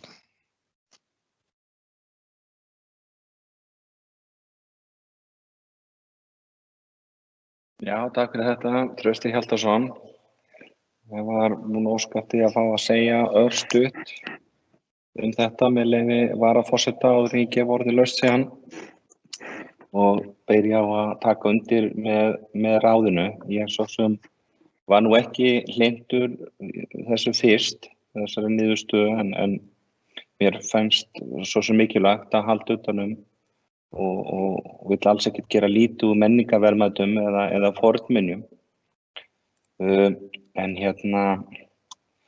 Hildur Sólveig Sigurðardóttir bæjarfulltrúi, hún reifaði þetta svona lauslega það sem ég ætlaði að gera og það hefur svo sem verið gert og á miðlunum meðal annars og það má ekki gleyma því að hann var í reiðuleysi til sumarsins 1992 og svo dreginn svo að gæslunni 93 og settur í slipp og þar grotnaði hann niður og það komið hugmyndi 98 að endurbyggja hann Og þegar menn fóru að skoða hann betur þá sáu menn að hann var illa farinn og frekari viðgerðum var hætt og hann dæmdur ónýtur. Nú eitthvað svona vildu menn nú reyna að lappa upp á hann og það var gert, einhver hópur sem kom saman og lagði hellingsvinnu, nákvæmlega eins og kom fram hér áðan og örugglega fleiri 1000 klukkutímar sem voru settir í þennan bát og einhvern veginn eins og segja, menn urðu samt fyrir vonbrigðum með það að það var ekki alveg eins sami fjöldi sem kom að þessu. Nú, þetta afhent menningarmálanefnd Vestmannaeyja eins og Hildur Sólveig kom inn á í júní 2001.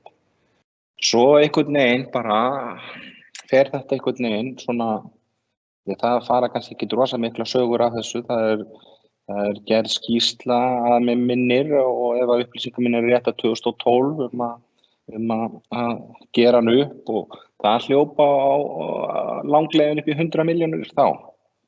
Og nú hún var komið fyrir á Skansinum 2018 og sko ég held því miður að staðan bara er þannig að þessi bátur er illa farinn og þetta er kostnaðarsamt og ég held að það sé alveg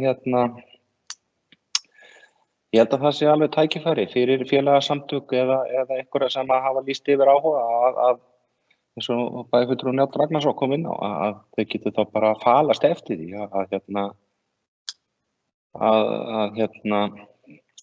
fá þennan bát og eins og segja hvort förgunarkostnaðurinn hvert hann fer, það er svo sem væri hægt að hafa það meðgjöf, ég get alveg stutt það en í miður, þetta er bara ekki held ég viðráðanlegt og ég myndi bara allan tíman styðja það og við eigum mótilsmið hérna í Vestmannaeyjum.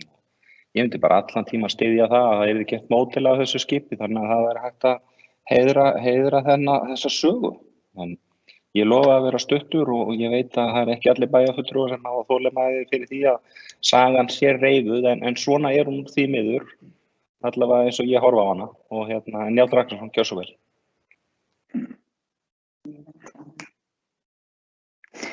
Já, forseti, ég ætla í stuttu máli að fá að reifa aðeins söguna þetta skip. Nei, þetta er nú í gríni sagt. Ég hjó í það í máli Hildar Sólveigar hér áðan að það var að því að ég var að gera upp á milli menningarverðmæta. Það sem að ég barðist fyrir því að við myndum eyða í það fjármunum sveitarfélagsins að opna á safn náttúrugripa á safni Friðriks Jéssonar, Magnu, Ágústu, Kristjáns og fleiri sem að gerðu það. Það kostaði 1,5 milljón á sínum tíma. Mér finnst það mjög hart að leggja það einhvern veginn að jöfnu að vilja þá ekki setja 100 milljónir eða það hana meira í að gera upp Blátind. Bara svo það sem sagt. Varðandi þessar íbúðakosningu og þær reglur sem að bæjarráðið var falið að móta, að þá er þeirri vinnu ekki lokið. Það er hægt að segja það. Það er hins vegar ekkert of seint í þessu máli að leggja til að við frestum því á einhvern hátt eða bíðum með það og kjósum þetta. Það er mér algjörlega sársaukalaust. En eins og ég segi, þessi vinna hún er bara ekki búin og þetta svona hópurinn hefur ekki svona klárað þetta og þannig að það verður ekki ef að við ætlum að klára þetta mál á þessum fundi. En ég er alveg opinn fyrir öllu. Að öðru leyti bara fagna ég þessari umræðu hér og ég held að við í bæjarstjórn séum öll á sama máli það að kannski fer best á því að við látum gera módel af skipinu og varðveitum sögu þess á þann hátt. Við gætum verið með höfnina hér fulla og annarkvart hús fullt af gömlum bátum ef við myndum vilja varðveita þetta allt, en allt á sinn tíma því miður og það er kannski það sem er að gerast í þessum máli með Blátind, að hans tími er ef til vill kominn nema einhver vilji fá hann og gera hann upp. Þá þakka ég fyrir þetta forseti.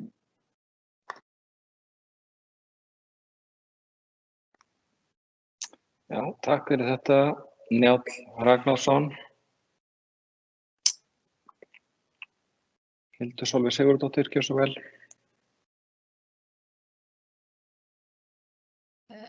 Afsakið, forseti, ég sé að bæjarstjóri Íris Róbertsdóttir var búin að óska eftir orðinu á undan mér. Það er alveg hárrétt og takk kærlega fyrir þetta, Hildur Sólveig, og við innilegar afsökunar Íris Róbertsdóttir, gjörðu svo vel.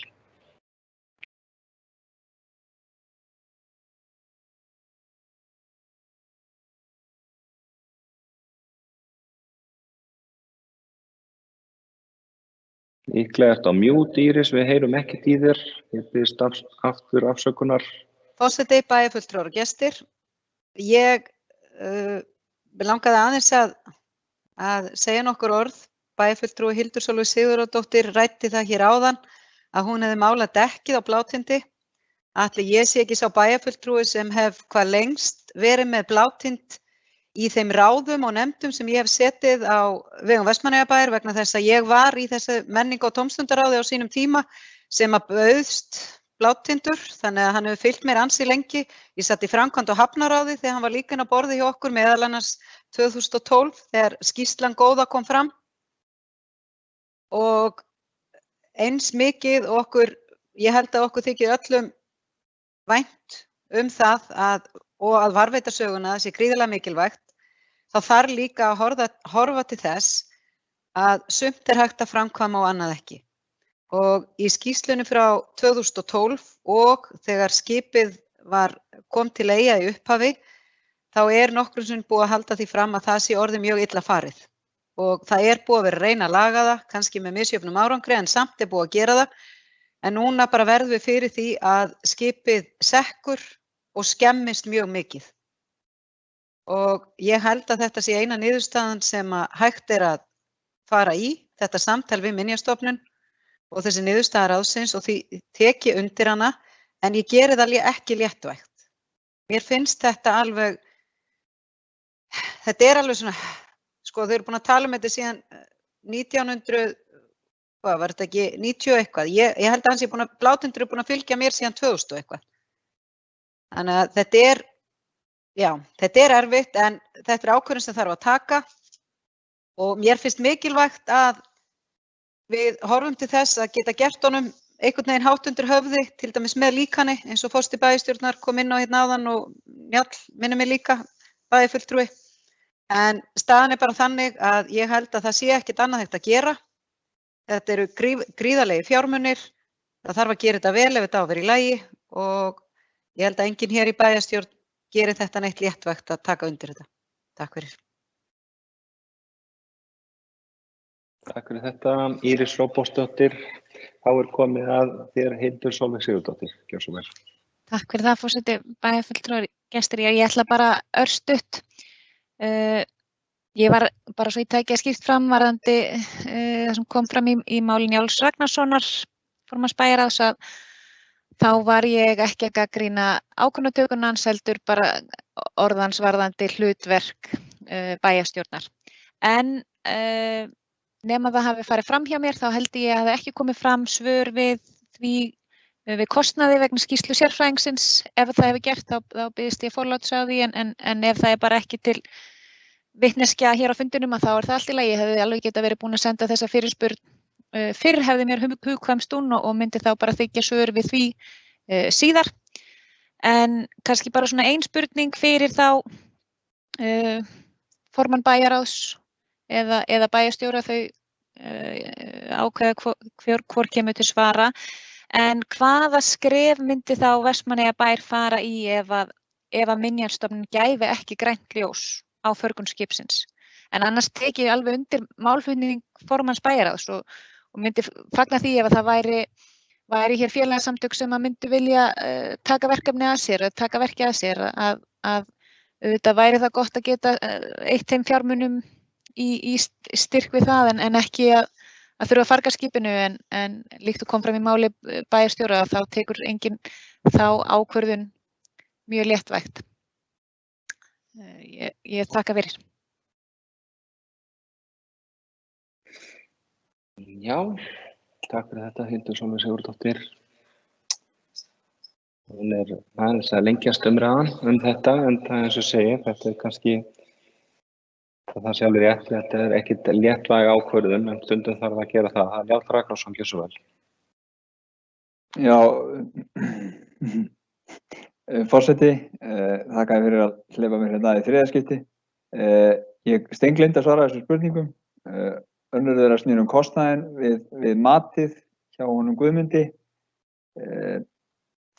sem að tók út og lagði mat á ástand bátsins. Ég hef ekki hugmynd það, bara hreinlega þekki það ekki. Og seinni spurningin var hvað gerist ef að Minjastofnun neitar að láta farga bátnum.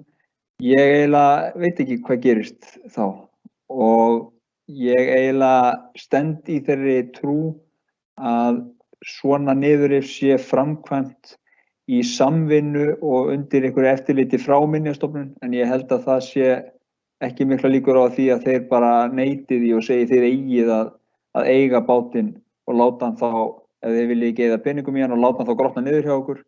Þannig að ég held að Minjastofnun myndi frekar leiðbeina það hvernig okkur ber að standa að því, frekar en að þeir banni okkur hreinlega að láta þessi örlög bátsins verða eins og útlítið fyrir. Ég vona að þetta svari spurningu bæjarfulltrúans. Takk fyrir þetta, Njáll Ragnarsson. Það var lesin upp jafnframt hér í byrjun tillaga, afgreiðslutillaga að ég held að þurfi ekki að lesa það, en ég held að umræðan sé tæmd. Ef að bæjarfulltrúi óskar eftir að bæjarfulltrúi Njáll Ragnarsson lesi aftur þessa tillögu, þá það örugglega hægt, en ég hef ekki fengið beiðni það, þannig að ég held að við skellum okkur í atkvæðagreiðslu bara þessa tillögu. Ef engin bæjarfulltrúi mótmælir, við erum svona alveg við það að klára fundinn. Það engum mótmælum sem ég hef tekið við það, þannig að við greiðum atkvæðið þessa tillögu. Það Íris Róbertsdóttir. Já. Njáll Ragnarsson. Já. Jóna Sigríður Guðmundsdóttir. Já. Hildur Sólveig Sigurðardóttir. Já. Trausti Hjaltason. Já. Helga Kristín Kolbeins. Já. Ég sjálfur Elís Jónsson segi já, þannig að þetta samþykkt með 7 samhljóða atkvæða. Þá það eftir standa liðir 1, 2 og 4 í fundargerð framkvæmda Hafnarás nr. 259. Þetta bara fulltrúum að láta mig vita hvernig greiða atkvæði í því. Það Íris Róbertsdóttir. Já. Njáll Ragnarsson. Já. Jóna Sigríður Guðmundsdóttir. Já. Hildur Sólveig Sigurðardóttir. Já. Trausti Hjaltason. Já. Helga Kristín Kolbeins. Já. Ég sjálfur Elís Jónsson segi já. Þannig að það samþykkt með 7 samhljóða atkvæðum. Þá erum við að detta hér í síðasta dagskrárlið sem númer 16. Og það umhverfis- og skipulagsráðs. Umhverfis- og skipulagsráð Vestmannaeyja fundur 338. Það eru 3 erindi sem koma frá byggingafulltrúa. Það fyrsti sem liggja fyrir þá til umræðu og staðfestingar. Það liður númer 2. Breyting á deiliskipulagi H2 við Kleifar. Breytingatillaga fyrir deiliskipulag H2 vesturhluti. Bættir við einni byggingalóð sem Kleifar 3A. Settir inn 2 geymslusvæði fyrir Vestmannaeyjabæ. Svæðismörkum skipulagsins einnig breytt og mörkin færð austar. Niðurstaða skipulagsráð leggur til við bæjarstjórn að breytingatillagan verði auglýst samkvæmt 1. málsgrein 43. grein skipulagslaga nr. 123/2010 og vísar þessu til afgreiðslu bæjarstjórnar. Vilja bæjarfulltrúar ræða þetta?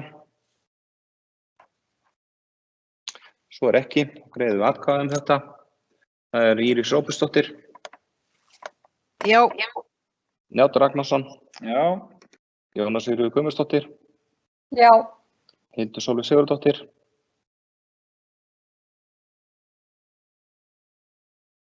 Gæti verið á mute, Hildur.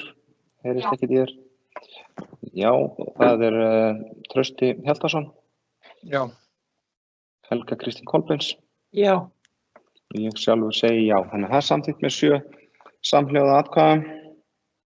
Þá er að liður númer 3 sem kemur frá byggingafulltrúa. Það er breyting á deiliskipulag H2 austurhluti. Breytingatillaga fyrir deiliskipulag H2 austurhluti. Svæðismörk færð austur. Austara lóða númer 1 og 6. Niðurstaða skipulagsráð leggur til við bæjarstjórn að breytingatillagan verði auglýst samkvæmt 1. málsgrein 43. greinar skipulagslaga númer 123/2010 og vísa til afgreiðslu bæjarstjórnar. Vilja bæjarfulltrúar ræða þessa tillögu? Svo er ekki. Þá göngum við til atkvæða það. Helga Kristín Kolbeins. Já. Trausti Hjaltason. Já. Hildur Sólveig Sigurðardóttir. Já. Jóna Sigríður Guðmundsdóttir. Já. Njáll Ragnarsson. Já. Íris Róbertsdóttir. Já. Og ég sjálfur Elís Jónsson segi já. Þannig að það er samþykkt með 7 samhljóða atkvæðum. Og þá er það 4. liður sem kemur frá byggingafulltrúa. Það er breyting á deiliskipulagi Áshamri. Lögð fram breytingatillaga fyrir deiliskipulag Áshamars í tillögu bætt við nýrri lóð fyrir dreifistu rafmagns. Skilmálabreytingar fyrir raðhúsareiti þar sem meðal annars hámarksstærð íbúða er breytt. Niðurstaða skipulagsráð leggur til við bæjarstjórn að breytingatillagan verði auglýst samkvæmt 1. málsgrein 43. greinar skipulagslaga númer 123/2010 og vísa til afgreiðslu bæjarstjórnar. Vilja bæjarfulltrúar ræða þessa tillögu? Svo er ekki.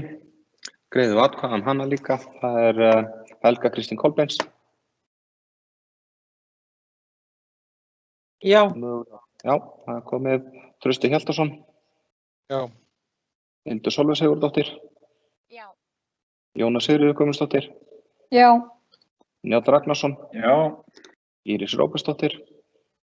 Já. Ég sjálfur Elís Jónsson segi já. Þannig að það er samþykkt með 7 samhljóða atkvæðum. Þá er bara eftir liðir 1 og 5-10 í fundargerð umhverfis- og skipulagsráð númer 338. Þeir liggja allir til staðfestingar, þannig að þeir bæjarfulltrúar láta mig vita hvernig greiða atkvæði í því. Það er Helga Kristín Kolbeins. Já. Það er Trausti Hjaltason. Já. Hildur Sólveig Sigurðardóttir. Já. Jóna Sigríður Guðmundsdóttir. Já. Njáll Ragnarsson. Já. Íris Róbertsdóttir. Já. Og ég sjálfur Elís Jónsson segi já. Nú þá er bara dagskráin tæmd hjá okkur. Þetta var síðasti liður.